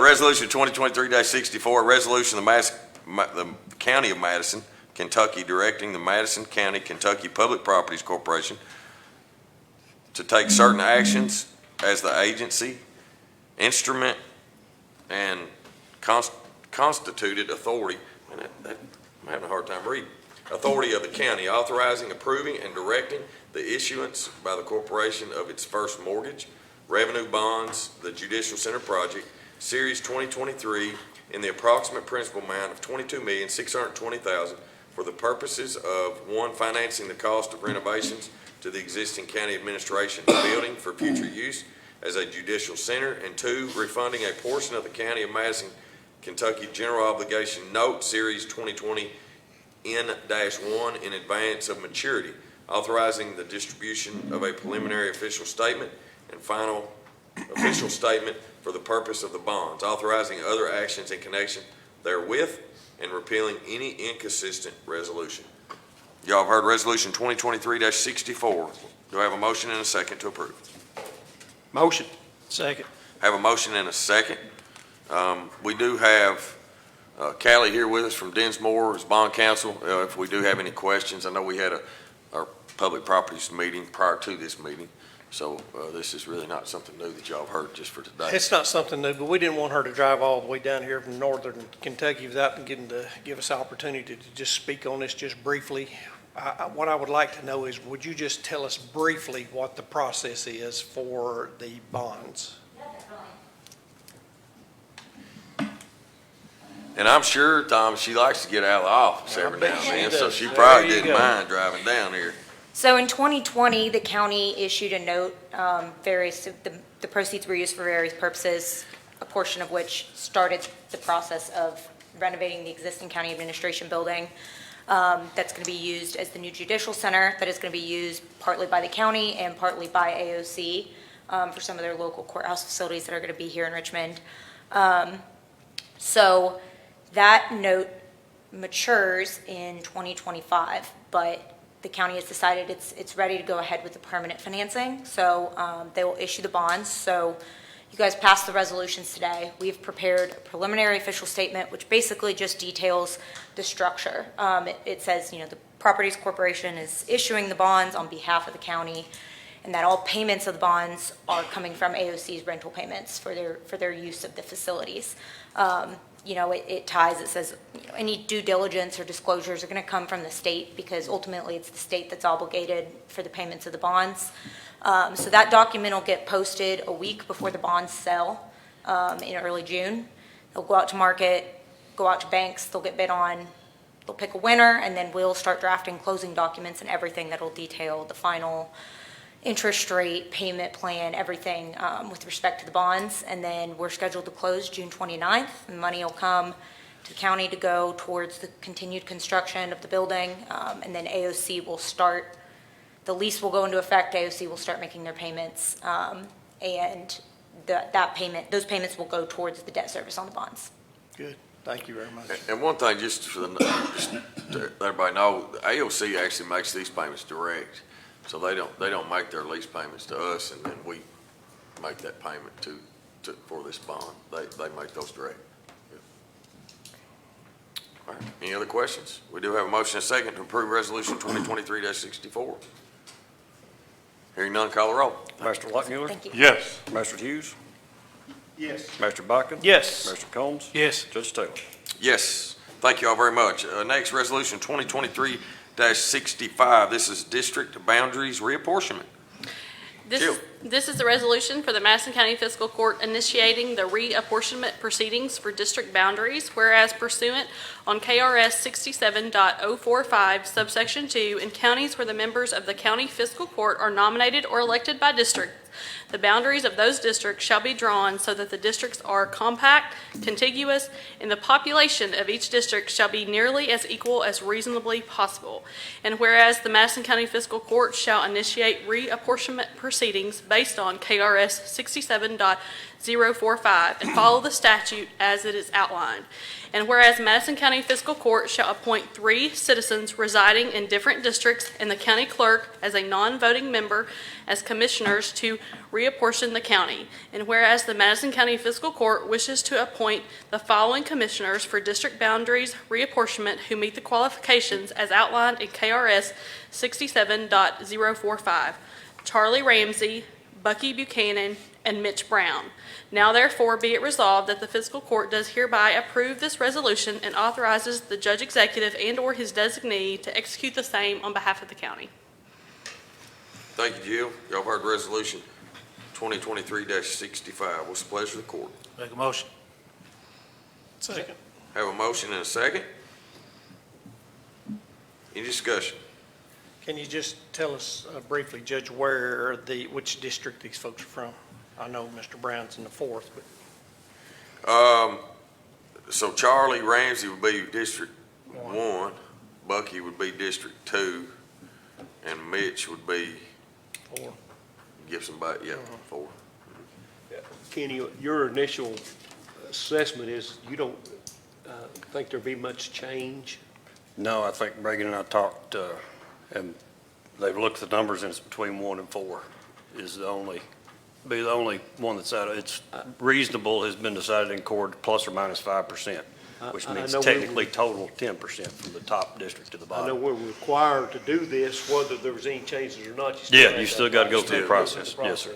But it's looking like one precinct will move one precinct from Tom's to Brian's, and that'll clean it up. And like I've talked about in the past, I don't know if it's by accident or by a whole lot of good planning, but back when the districts were set up, each one of the northern districts come in and get a part of Richmond. So that's where the population usually grows, is in the city. And Brian has all of Berea, so his usually grows. So they stay really close. So we don't have to really make amazing when we kind of just sort of preliminary looked at these numbers, how I think pretty even all of our districts grow, really. I mean, That is surprising. each one of our districts, because you think north end, right? You hear about all this growth on the north end. But I mean, really, you got a lot of growth, like out 52, at Billy Ray's district, and then you got a lot of stuff going on in Berea, and it's really kind of even. It's pretty cool to really see that our community is really growing more equally than in one spot or the other. Tom, that 4th, that's the biggest land mass, though, it looks like. Yes, Tom takes up huge, because he's got all of Poozy and up in that area that's really sparse in population. I think it's actually nice that, I know it's not every district now, but I think it's actually nice that a district has a part of the city. Yeah, like I say, it makes it a whole lot easier to keep these in line. And Brian would want to keep all of Berea, but he ought to share some of that with Tom. Tom gets a little bit of. He throw me a bone. But this is the first time that this has been done, and I hope it's because of COVID and it kicked it back. We were supposed to do this last year, but it all got shuffled. But this is the first time this has been done, that the House reapportioned and the Senate reapportioned, and then we're or redistricted, and then we're doing reapportionment. Before, we would do ours, and they would do theirs, then we have to make ours match theirs. It was completely backwards, so I'm hoping that statutes get changed, because we talked about it last time, this only happens every 10 years. And like most places and things, once you get something, big project done, you kind of want to go on to the next thing, and you forget about that. So I'm hoping that we get some statute change out of this, so it happens every time like this. You know, I'm gonna say this, 52 East, all the improvements to those roadways years ago, it's brought growth, right? And I think too that now the 52 West is gonna be getting redone all the way to Duncan. I think you're gonna see it for the next 10 years. You'll see some tremendous growth out your way, Tom, too, there, so. It's good, it's exciting. So we do have a motion in a second. Any more discussion? Anything else from anybody? Hearing none, call the roll. Master Hughes? Yes. Master Buckus? Yes. Master Combs? Yes. Master Lockmuller? Yes. Judge Taylor? Yes. Thank you, Jill. Appreciate it. Next, Resolution 2023-66. This is House Bill 1, Jail Arraignment Equipment Grant Application. Our Guess you want jailer, me over Steve here, Tussey. don't you, Jenny? Do what, I'm sorry? You want me over here, don't you? Yes, it's only fair. Resolution 2023-66, fiscal year 23-24, House Bill 1, Jail Arraignment Equipment Grant.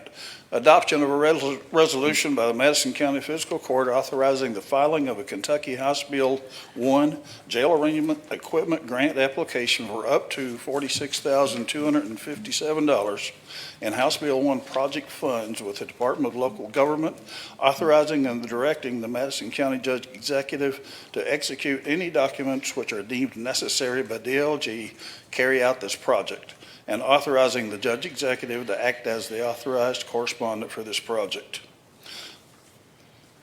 Whereas Madison County desires to purchase jail arraignment equipment approved by the Administrative Officers Courts on behalf of the residents of Madison County by supporting the House Bill 1 project. And whereas it is recognized that House Bill 1 monies available to the county for the purposes stated herein pursuant to 2022 Kentucky General Assembly House Bill 1 Budget Bill impose certain obligations and responsibilities upon the county and will require, among other things, the approval of a satisfactory application transmitted to DLG for approval and other obligations of the county in connection with receiving House Bill 1 grant of monies for purposes stated herein. Now therefore be it resolved this 23rd day of May 2023 that the Madison County Fiscal Court does hereby approve this resolution to authorize the Judge Executive and or his designee to execute same on behalf of the county. Thanks, Steve. Y'all heard Resolution 2023-66. What's the pleasure of the court? Make a motion. Second. Have a motion and a second. Any discussion? This has been, seems like a long time coming to some degree, even though we've It has we've been. had a similar process, but I'm glad to see that this is. AOC's been working on it This for is a long time, but this is an initiative from the state AOC to put all of the counties and courts on the same equipment and to install that equipment, and probably at some point will give us direction on how to use it. I hope it so ultimately gets us to where Or we're just doing leave a us lot more alone. camera court. Yeah. Yeah. Yeah. I hope it gets us to a point where we're doing a lot more camera court. That's Some of these situations are crazy when we talk about, our sheriff's department Yeah. or jail staff driving to Western Kentucky to pick up somebody for a 10-minute court meeting. This, and then this is an initiative to get all the jails and all the courts on the same playing field. All right, it's good. We do have a motion and a second. Any discussion? Any more? Hearing none, call the roll. Thanks, Steve. Master Buckus? Yes. Master Combs? Yes. Master Lockmuller? Yes. Master Hughes? Yes. Judge Taylor? Yes. Excuse me. All right. Next, personnel, Morgan. I would like to propose the approval of all personnel changes and new hires that are included within your court packet. Motion to approve the hire of the individuals as presented to us, Judge. Second. We have a motion and a second. Any discussion? Hearing none, call the roll. Master Combs? Yes. Master Lockmuller? Yes. Master Hughes? Yes. Master Buckus? Yes. Judge Taylor? Yes. Thank you. Thanks, Morgan. Appreciate you. Next, judge's report. I'm going to try to make this fairly quick, but court's not been as bad so far. Probably shouldn't say anything until we get to the end, right? But do have a few announcements. This time of year is a really busy time. And first and foremost, I want to congratulate all of our graduates, whether it be Eastern, Berea College, Madison Central, Berea Community Model, Madison Southern. Really proud of them. And speaking of that, it is going to be busy Thursday night around EKU because we have Madison Southern High School graduating at Alumni Coliseum at 7 p.m. And then on Friday night, Madison Central High School is graduating at 7 p.m. at the same place at Alumni Coliseum. So if you don't want to get stuck in traffic, Stay out you of town. probably want to stay away from the EKU bypass. And I want to say Model's graduation is the same night as Central's, Southern's on Thursday night, and it's over at the Performing Arts Center. So it will be, isn't it? Performing Arts Center? They're both the same night. I can't remember if it's Southern or Central's, but. Yeah, but anyway, it is going to be, but congratulations to all of our graduates. Madison County Beef Day will be tomorrow, actually, from 11 a.m. to 1 p.m. This is a free event, and it's drive-through only. It will be held at the Richmond Ag Credit Office at 1000 Ivor James Boulevard. There's always a great turnout out there. I think the Beef Cattle Association will grill hamburgers, and they'll prepackage them, and you can actually just drive through. So if you want lunch tomorrow between 11 and 1, you just drive through Ag Credit, kind of across from Coles, out on what we call the new bypass. But that's, again, tomorrow from 11 to 1. Berea College Forestry Outreach Center is hosting a May Star Party in the Pinnacles on Saturday, May 27th, so this coming Saturday at 7 p.m. Visit their Facebook page for more information. Our local cemeteries will be conducting their annual Memorial Day services. Berea Cemetery, Sunday, May the 28th at 2 p.m. Richmond Cemetery, Monday, May 29th at 10 a.m. And that'll be at the Summit Street entrance of the Richmond Cemetery. Maple Grove Cemetery will be Monday, May 29th at noon, and then Madison County Memorial Gardens will be Monday, May 29th at 1 p.m. So, and there at Memorial Garden, seating is limited, so please bring a chair. Please join us for our District 1 Town Hall meeting at Red Lick Volunteer Fire Department at 5:30 p.m. on Thursday, June the 1st, 2023. This event is open to the public for community discussion. We had a great event at Newbie Country Store a few weeks ago. It was a great turnout. It was a great conversation. We really enjoyed it, and so we're really looking forward to just these town hall meetings. We're there just to hear from citizens about maybe issues they might have. We are not conducting any fiscal court business. We are not there to do that. We are there to just hear from our people. So I want to make that note. But we will be having this one coming up June 1st. And this is not a judge executive thing. This is any elected officials that would like to come. What time is that one, Judge? This one is Thursday, 5:30 p.m. And we'll be there 5:30 to 7 or something like that. That's what we'll be there. If nobody shows up, we'll still be there. I think there'll be people to show up. We are having it again at the Red Lick Volunteer Fire Department. So I know some of those, our volunteer fire departments will be there. So, but that we're having these about once every month, once every 6 weeks. I think our next one is planned for towards the end of June. I think it's at Kirksville Volunteer Fire Department, I think, on the 29th. So we're 4 to 6 weeks. We're hosting these all over in different parts of the community, just to get community engagement. I mean, it's to educate. It's going back talking about the mental health month. I mean, it's just to educate, keep citizens up to date on what's going on in their community. So excited about it. It's a good thing. The annual US 25 yard sale will be Friday, June 2nd and Saturday, June 3rd. Please be mindful of sudden stops and increased traffic in the area. Again, if you don't want to get stuck in traffic, don't go on 25 from Berea to I guess, the Clays Ferry because that's the annual US 25 yard sale. The Richmond-Madison County branch, NAACP, is hosting a Juneteenth Freedom 5K at 8 a.m. on Saturday, June 17th at Whitehall State Historic Site in Richmond. Register at runsignup.com. Again, runsignup.com. The Berea Chamber of Commerce is hosting a Donna Reed Memorial Wiffle Ball Tournament on Saturday, June 17th at 9 a.m. at the Berea Skate Park. Contact Berea Chamber of Commerce for more information. And I think Keith Taylor, everybody knows Keith. Keith is actually putting this on, so anybody has any questions, It sounds like there'd be a lot of fun. I don't know if I could hit a ball anymore. I used to play baseball all the time, but after playing golf now in my life, it'd be probably hard to hit a wiffle ball. The 52nd Annual PACA Charity Ball will be Sunday, June 17th at 9 p.m. at EKU Center for the Arts. Tickets are required to attend.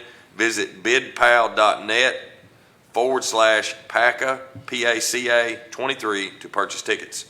Madison County government and its related offices will be closed this coming Monday, May 29th for the Memorial Day holiday. Offices will reopen on Tuesday, May 30th at 8 a.m.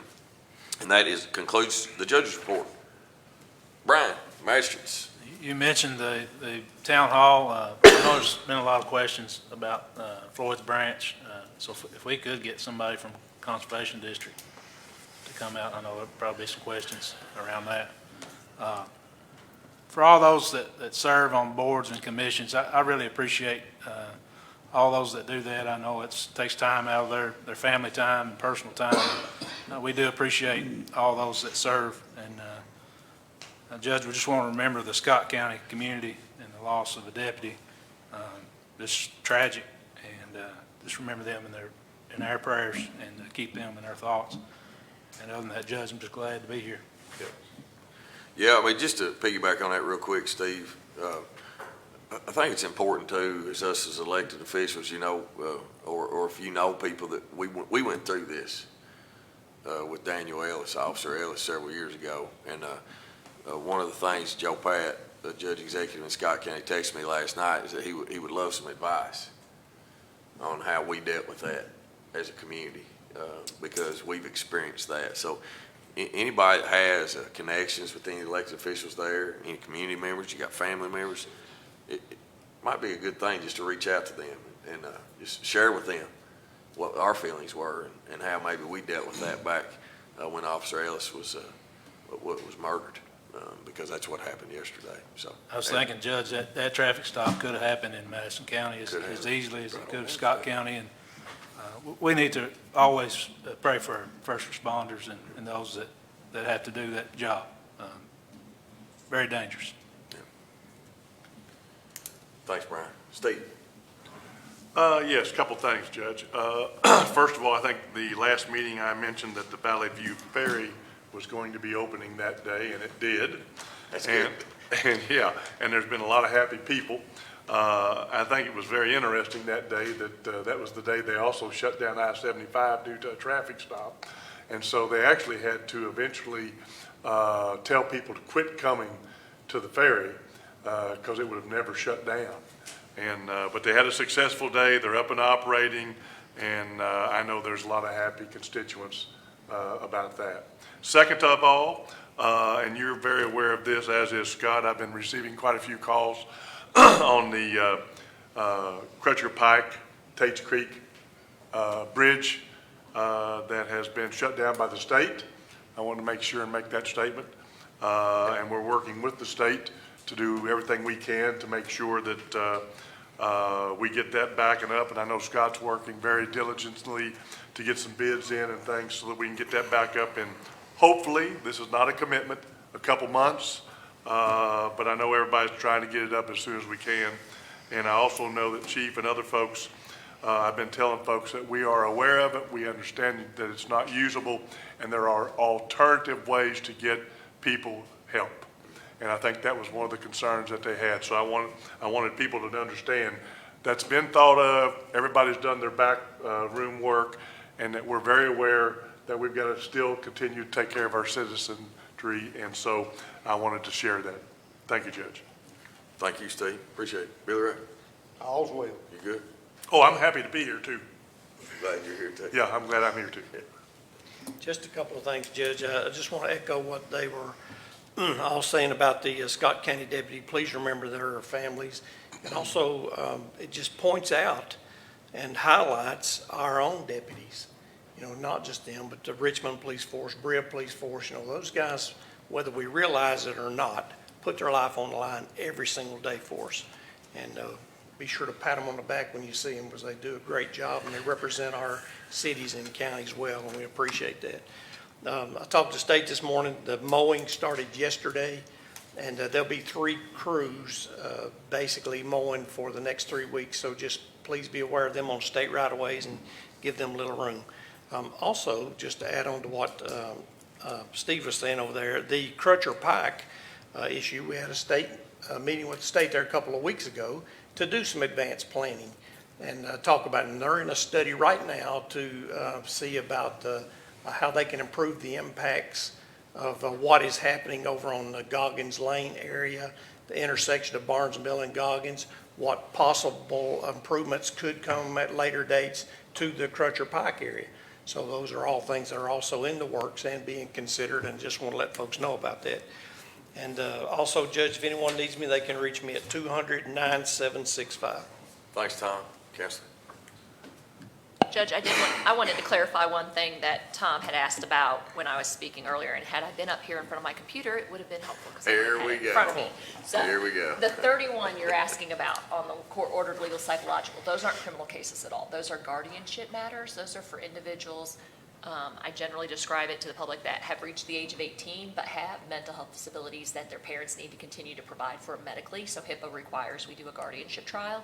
The majority of these names that I recognize are going to be people who unfortunately have just reached the age with medical diagnosis of Alzheimer's or dementia that they're no longer capable of caring. The law requires us to go through a trial, and that we have the court-ordered legal psychological evals done by 3 members of an interdisciplinary team, and that's what those 31 Well, are good. for. Thank you very much. Hey, Jenny, he brings that up because we actually pay for Yeah, that. the state orders that that's a fiscal court Yeah. mandate, so. Thank you. Kenny. Yes, sir. First of all, we have moved 321 North Madison Avenue. I didn't know. Yep, there's nothing in the courtthere. There was a gentleman yesterday, there is construction fencing up around the courthouse, and he just kept making laps trying to find the hole. And there isn't one. It's locked up. You cannot get close to the building now. So we put signs all around the building explaining where we are, services we have. The other thing I want to talk about was last week was the primary election for the state constitutional officers for the state. We had a low of 20% turnout, just barely 20% turnout. 6 of that was early voting, which is Thursday, Friday, Saturday before, 24 full hours of voting all day long. And then election day was 16%, which is 12 hours. So you can see the difference there of what is coming in the presidential. If we keep that ratio in the presidential, we're going to have a really long lines on election day because we're maxing out on our locations where we can actually vote. So we need folks to think more about voting on those 3 days before. They're, with the same locations. The other thing is we used Ignite up here, about 800 on election day versus 1,500 at the library and 1,400 at Mule Barn at Arlington. So several folks used it. It's fantastic, easy to get in and out of. There's a traffic light right there, gets you right back on the bypass. So I'm just going to keep mentioning Ignite. Please go to Ignite, not the library. Seems like I'm leaving something out. Location in Berea. I mentioned this again the other day. I'm going to talk about this. We need another location for early voting and election day in Berea. Right now, I spoke to, we use gaffer tape to tape cords down, and when we pulled some up, it left glue on their concrete floor at Berea Church of God. So I was back down there Tuesday afternoon and Wednesday morning getting that glue up because we cannot lose that location. We lose Berea Church of God in Berea, we're in big trouble, and they do not have to let us vote.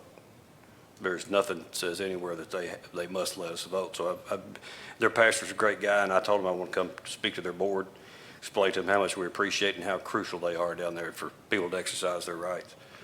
Yeah, Kenny, you mentioned the other day, just talk about this, like the Ignite, because we have the Ignite Center down there. I know it's just a little farther, maybe off the little beaten path, but man, it is such a great location. Oh, it's it's just ease of getting in and out the building and the parking. Right, we've got that one that would kind of be on that side of Berea, and then we're looking at another place maybe that's a little bit out, but it's another good location on the other side. So we're working those two, but that's good. And we encourage people, and we're going to have signage at the busy locations. It's going to give a list of the other locations that are near that one. If you don't want to stand in line, that kind of thing. We had folks, they were working the polls when there was a line at Folk Center. They go out. Warren Swope, which is, everybody knows Warren, he talked to that wall. He loves to talk to people. So he went out and explained to them, if you don't want to stand in line, you can go right over here and vote in another location. So We're working already, getting ready for the presidential. Well, if it takes you 5 more minutes to drive out to the Ignite in Berea, but it saves you 20 minutes standing in line, I mean, you That's right. save yourself 15 minutes, you Yeah, know. So. yeah. But once they get out of the car, they think, I'm not gonna waste the time to drive out there, but really they're saving time. Yeah. It's good. Thank you. Kenny, You're how welcome. were you on poll workers this year? Short as usual. Short as usual. Short as usual. That's the two factors, locations and people. I'm gonna be bringing up, we'll talk to the board and see about, bring up a pay raise. We haven't had a raise for precinct officers, and it's been 8 years or so. And the pay for early is pretty low compared to other things. And that's really where we're short, because it's hard to find people who can work those 3 full days during the week. So Are we allowed to work the polls as elected officials? Just if you're not on the ballot. It's not in our election year? Yeah, if you're not on the ballot, yeah. Mhm. Yeah, anybody that's on the ballot or the family members cannot be at any location, because voters can go to any location. Yeah, and vote right. now in Madison. Okay. Well, the process over at the Folk Center, when me and my wife went there, was fantastic. I mean, we went in there 5 minutes total. Yeah, There was 1 or 2 other people in there voting. I mean, the early Yeah. voting is definitely the way to go Yeah. if you can. Very, very, like I say, 6% over 3 locations, and none of them were ever busy. I'd like to see them busier. I'd like to add more early locations. And 2 reasons. It's on the voter side. You don't know what's going to happen on election day. You're saving up your right to vote. You're putting pressure on it, because you don't know what's going to happen that morning. Go ahead and do it and get it over with. Get in and out and get it over with. But I'll tell a short story, and I don't have approval to tell the story, but I'm going to anyway. Somebody that I'm very close to that shares a house with me asked me on Monday night, where should I go vote? I said, well, you can go anywhere you want to. I mean, she works in Berea. I said, go down there, Berea Church of God. I said, well, why haven't you already voted? Well, I was busy. How many times you drive back night? Well, every day, Thursday, Friday, Saturday. And I said, well, go Berea Church of God. Well, I don't really feel like voting in Berea because I live in Richmond. And I said, you were saying some of the most hurtful things to me you've ever said in your life. You live with me and you hear me preach this stuff day in, day out during election.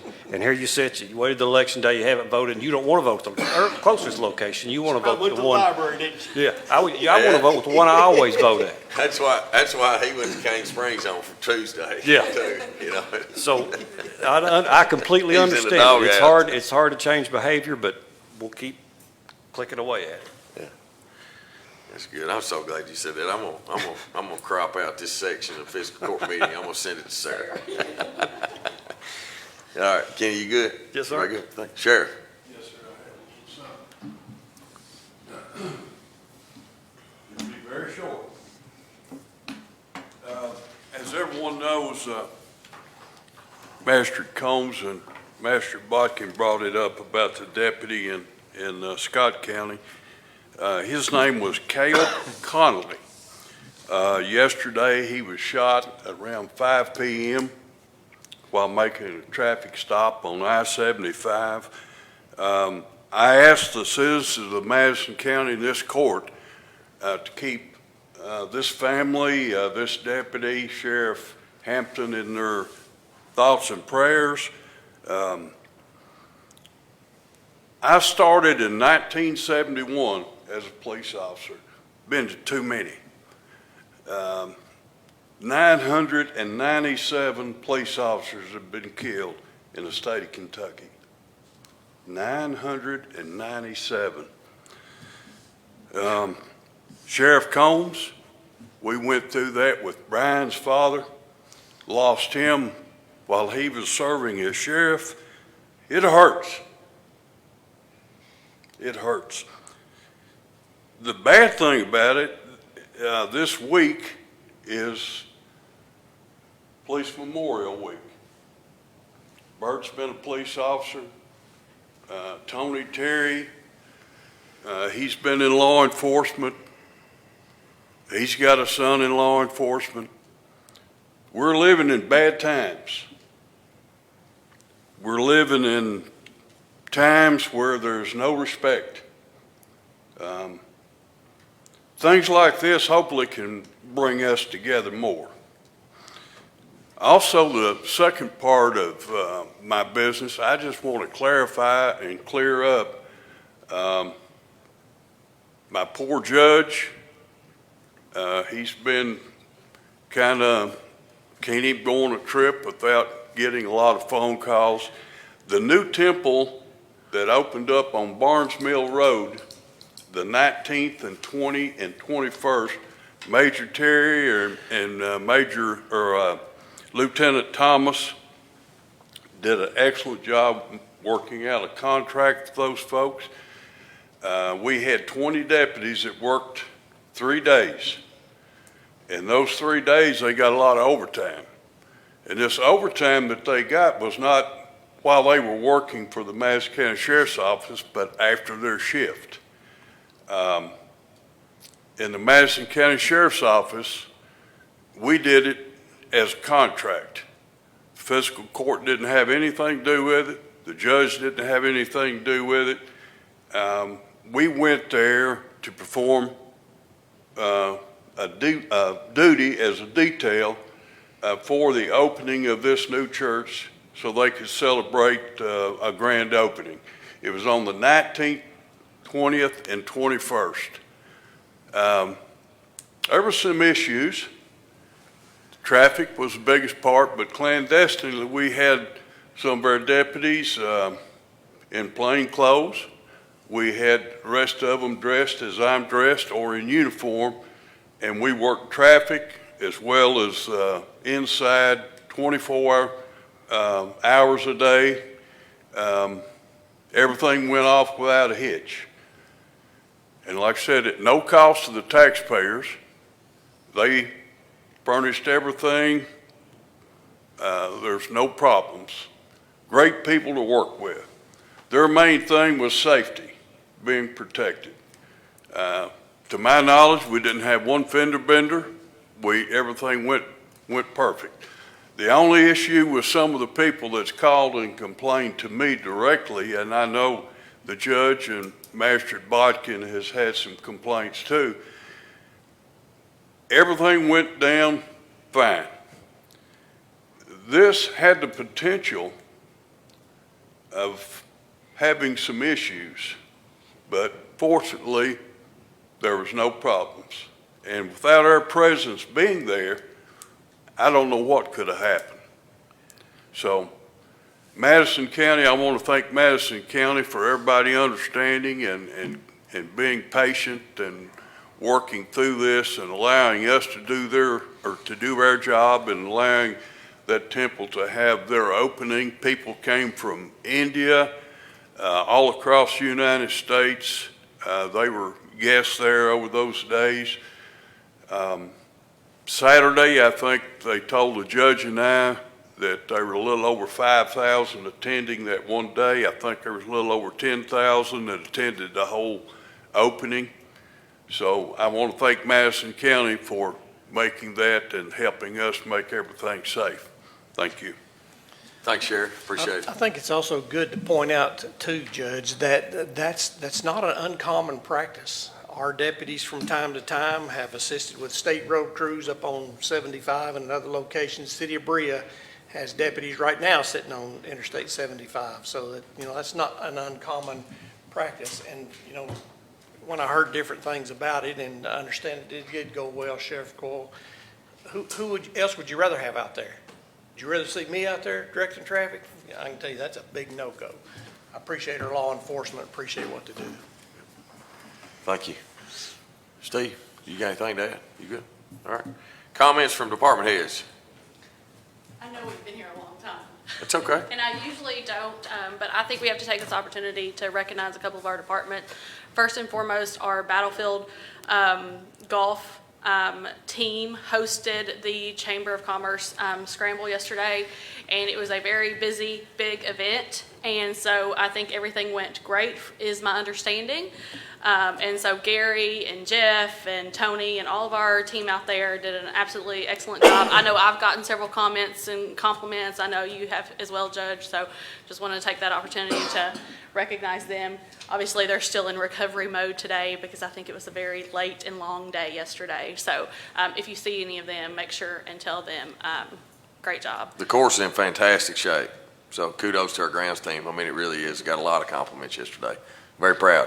And then most excitingly, I get the opportunity, so if Morris and Chris would join me, I get to recognize our IT staff and our IT team.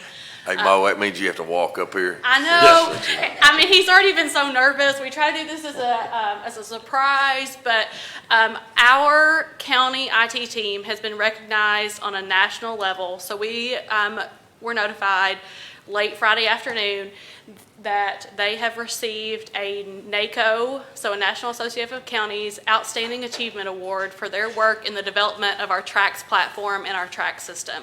So we do have your achievement certificate. So I don't think that I could put into words how much they have worked with our department heads and how much work and effort. And this is not something that happens everywhere. Our team is heads above everyone else. And so when we go and show this to other counties and we have other county officials come and talk to our team, they can't believe what they've done and the work that they've done. So being able to recognize them, being able to see their accolades on a national stage is pretty amazing.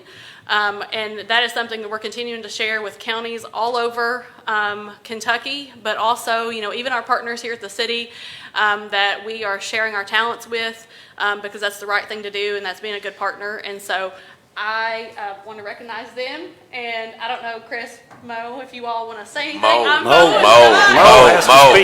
Mo's got to. He's got to say something. I'm going to let you talk if you'll talk. Thank you for the nomination for the award. You guys worked hard on I know Chris worked for 3 days on submitting it. And I like to say that Chris is just the mad scientist.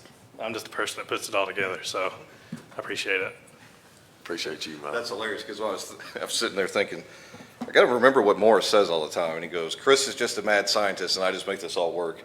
It certainly is an honor to be recognized at the national level like this and to represent Madison County. That's what it's all about. The tools we've developed are second to none for county governments and even city governments. If you look around, they just don't have the utilities that we have, the data that we have, #data. Reagan always uses that one, right? It's great to have this platform that we've developed internally to use. Most people don't get the opportunity to do that, so thank you to the court, the judge, and deputy judge for allowing us to do that and providing us support to do it, because certainly it just makes the job that much more enjoyable when you come to work and you get to do what you love. And oddly enough, he's actually my cousin, but I'm going to call him my nephew because that's how I think about him. He sent me an email the other day and said, can you just answer some questions about what you do for a living? It was for a high school project. I said, sure. Well, the first question was, how do you think you changed the world? And I'm thinking to myself, change the world as an IT guy? I don't think so, right? But the more I thought about it, and I think I can't remember exactly what I wrote in the email, but things like this is what changes this community for the better. I don't think we would have the things we have today if we didn't do this kind of work. So operating on a minimal budget and providing these kind of tools, it's unbelievable. Yeah. So I guess I changed the world by creating software. You did. And we are actively trying to let other counties use it every day. Brown County is interested. They've actually put the money in the budget to pursue getting the resources from us.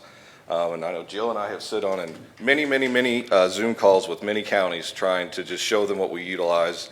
And it's a lot of, yeah, that's great, and then you never kind of hear back. So Rowan County is probably the first one that we have presented this set of tools to and has actually committed to it. So that's kind of exciting. And that all wraps into the KCGC that we talk about. That's something else we do that nobody else does, and maybe that's what we do next year. The cybersecurity toolbox all in one. Yeah, I told Jill I've never been so frustrated in my life trying to get that video together. Are you going to play that? You can just let it roll. We don't have to talk about it. But this is what we submitted. It took many hours of Jill's and even Morris's time and mine trying to get it pieced together. Just to try to, and this is the hard part, if you try to encapsulate what it does for our county on a daily basis, it is really hard. And this was just the best we could do at trying to explain exactly what we built and exactly how it works and the tools it really provides to us. So this is what we've developed and actually submitted as part of the award.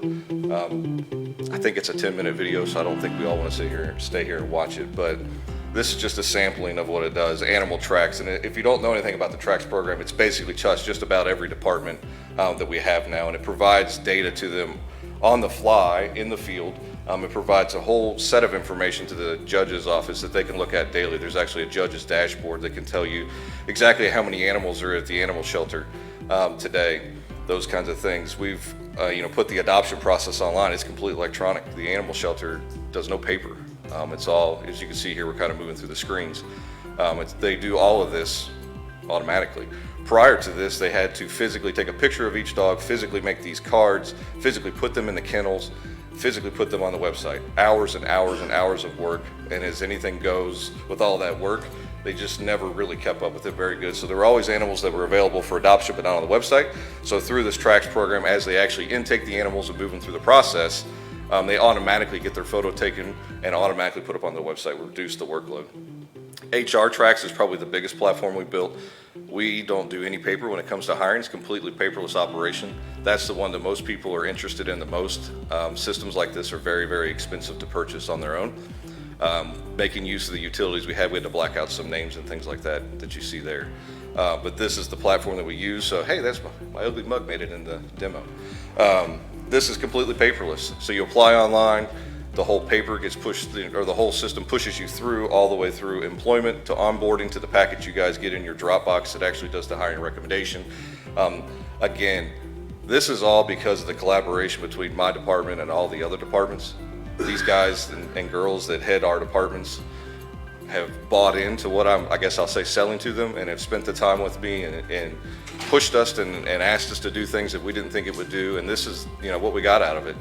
A completely paperless HR system. We probably have to have 3 employees to do it, what Morgan does today, just because we built this system. So all this paper is electronically stored and kept in our global search system, as you see there. It's keyword searchable, it can be pulled up, it can be emailed, it can be redacted, all those great things. It's an electronic filing cabinet for us.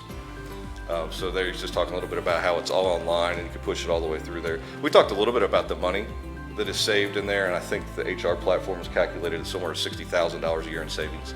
Again, those are all intrinsic costs. Were you really spending that or not? No, but there's a calculation that kind of talks to you about how many employees touch a piece of paper and how many processes it goes through, and you can actually get a pretty good idea of what those costs are. So that's what you see when you're applying for a position with the county. You can actually see the job description, download and print a copy of it when you apply completely online. We obviously don't go through the whole process of here. We spent a lot of time manipulating and adjusting the application process as well, because it was very lengthy before. We've kind of fine-tuned that so that's a pretty good application to get you down to exactly what you should be asking when you're hiring employees. So EEO reporting, all of that is done by paper, most parts.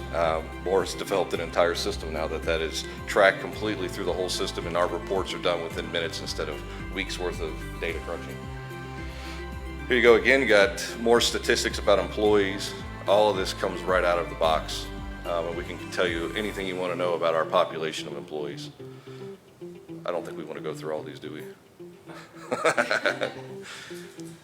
Tax tracks. Oddly enough, Fiscal Tax is the system that we use. They've called and inquired about this system that we've been using for years on how. Is it Fiscal Soft? Fiscal Soft, yes. I just want to call everything Tracks. Fiscal Soft is the financial platform they use. They've called inquiring about our tax tracks because we are one of the few counties and cities in Kentucky that actually collect their property or their occupational tax and net profits online.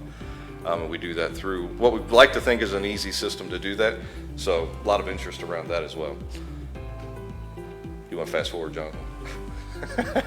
I don't want to go through all these.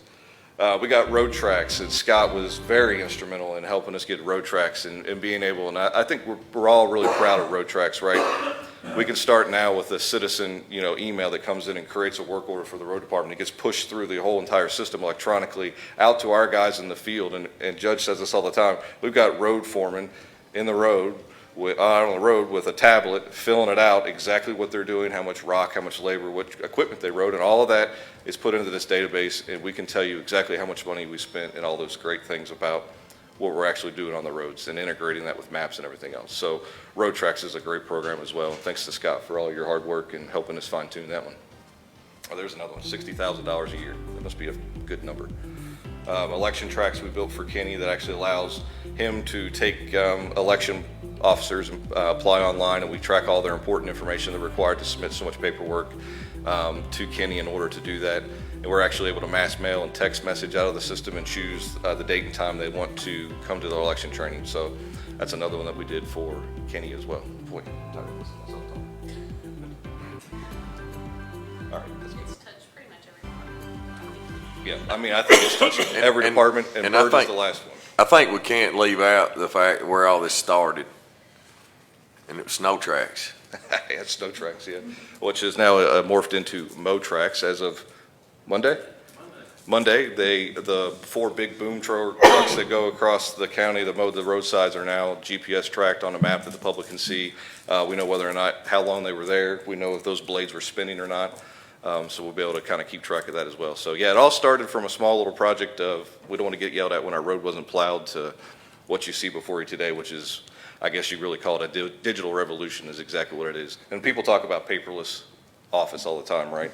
Paperless government is pretty much unheard of, but here we are at the precipice of it, and we're not just buying software to make it, we're doing it ourselves. Yeah. So thank you for the honor. It's very moving to be part of this, and to be recognized for it, especially at a national level. Man, I appreciate your leadership. I mean, we are truly 100%, a team. Absolutely. And I am very grateful and honored to be very, very much a part of it. And thank y'all for allowing me to be. So it's good stuff. I think to the fiscal court members, and I think most people here know, we do not realize, and I mean this from the bottom of my heart, we do not realize how lucky we are to have the people that we have working for this county. Just buying into the efficiencies. I mean, we are running a government that taxpayers deserve and expect, because we're looking for efficiencies. We're looking how to make things better. We're looking to be innovative and to save money for taxpayers. And I wish y'all would just get to see what I get to see on a daily basis of how hard all these people work and the investment. But I thank you all for being here with me and to allowing our group to do what they do and to be able to pay for it. I mean, because that's what our role is, to allow them, give them the tools and the resources that they need. So very proud of you. Very Thank proud you guys, of you. appreciate it. And Mo, I'm proud you got up to the mic. Yeah. And so, as you know, Fridays are Friday chicken days. Chicken's on me, boys. Hey, Chris, the only other thing I'm gonna have you come back and do, just so that you're not in the doghouse, you have a very special person. Oh, here yeah, today. I had to figure out why my wife was here. Yeah. But she forgot that she's tracked by the Life 360 app, so I texted her and said, "What are you doing?" "I'm going somewhere." So, "Where are you going?" And then she walked up to the door. I couldn't figure it. It took me a while to figure out. Yes, thank you to my wife, because I would say sometimes I'm a little consumed by work, and that's just because I want to be good at everything I do. So I probably spend a lot of time at home with my head buried in a laptop or an iPad, trying to think of the next thing to do and the next thing that I can improve. So thank you for putting up with me. Appreciate it. You are a mad scientist, aren't you? Probably tired of hearing that music. Yeah, absolutely. But I'd like to, just real quick, when I took office in 2012, there were 2 people that kept me here and sane, and Colleen Cheney was one, and Chris Israel was the next one. And when we met Chris Israel and talked to him, Colleen and I were like, it was, sent straight from heaven, because nobody understood what we were talking about except him. Why we need to change this? Oh, it's fine the way it is. Don't worry about that. We had county computers that were leased, and then they had to be replaced, so the lease rolled into another lease. We were paying more in interest on them than we were in principal, and they were worn out. Without Chris, we didn't know enough about replacing that stuff, and that's where we started getting into the moving forward with you have to tell me what kind of desktops we have. Virtual desktops, Yeah. We started moving into that and seeing how much better that was and how much cheaper that was. That saves all that money. They can fix any problem you have with your desktop in Scott County right now from here, from their computer. They don't have to physically go touch anything. But I appreciate Chris. I appreciate him staying here, because I'm sure that Chris could make more money that he's making now somewhere else. Don't tell him that. He's bright enough to already know. Yeah. But he's here because he's got a passion, and you can't buy a passion. Yeah. It has to be within you. Yeah. And I want to know what Ryan did. Ryan Edson, did he do anything? He got Mo here. Truth be known, Ryan was the one that started the tax application and worked through the beginning stages of it. So, yeah, he absolutely did do a lot. All right, good. I just didn't hear anything good about Ryan. I was just making sure. Well, I don't want to embarrass you, but very thankful for Ryan. Ryan stepped up into a supervisory role, and we've added George to our team. I wouldn't be able to do the things I do without that kind of team and that kind of support. So Ryan keeps the wheels on things while Chris is out making up dreams and thinking of the next great thing we're going to go tackle. So thank you to Ryan for taking care of all that. And thank you to our new guy, George. He's hit the ground running and really making a difference for us, and I think taking a little bit of stress off of me and probably Ryan as well. So thank you for letting us hire an amazing team. They're second to none. Yeah. Absolutely. It's good. Thank you, guys. Just great. Good work, Jill. Thank you. All right, comments from audience and Facebook comments. Do we have any Facebook comments?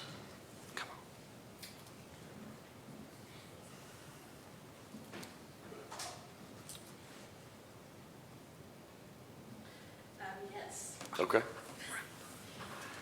that's unusual. Yeah. So one request is to get the Valley View Ferry message updated. It still is listing it as closed. So that's something that we can hopefully, Magistrate Lockmuller, we can update the team to make sure that that's updated. And then we also have a comment that says, "Tracks is the definition of practical innovation. It's so impressive. Wish this community really knew what the people of Madison County government did to enhance the quality of life here and how hard they all work." So thank you for that. Is that for Chris's wife? No, it is not. That's funny. Thank you, Jill. Appreciate it. All right, I need a motion and a second to pay the claims and approve the transfers. So moved. Second. Have a motion and a second. Any discussion? Hearing none, call the roll. Master Lockmuller? Yes. Master Hughes? Yes. Master Baca? Yes. Master Combs? Yes. Judge Taylor? Yes. Our next fiscal court meeting will be June 13th. That's June 13th, and I think that actually is 3 weeks away. Sometimes we end up having a five Tuesday month, I guess, and so it makes it 3 weeks. But our fiscal court meetings are always the second Tuesday and the fourth Tuesday of every month. But our next fiscal court meeting will be June 13th, 2023. Remember, it will be in Berea. The first meeting every month is in Berea, and the second meeting is here in Richmond. So our next meeting will be at Berea City Hall on June 13th, 2023 at 9:30 a.m. I need a motion and a second to adjourn. So moved. Second. Call the roll. Master Hughes? Yes. Master Baca? Yes. Master Combs? Yes. Master Lockmuller? Yes. Judge Taylor? Yes. Sarah.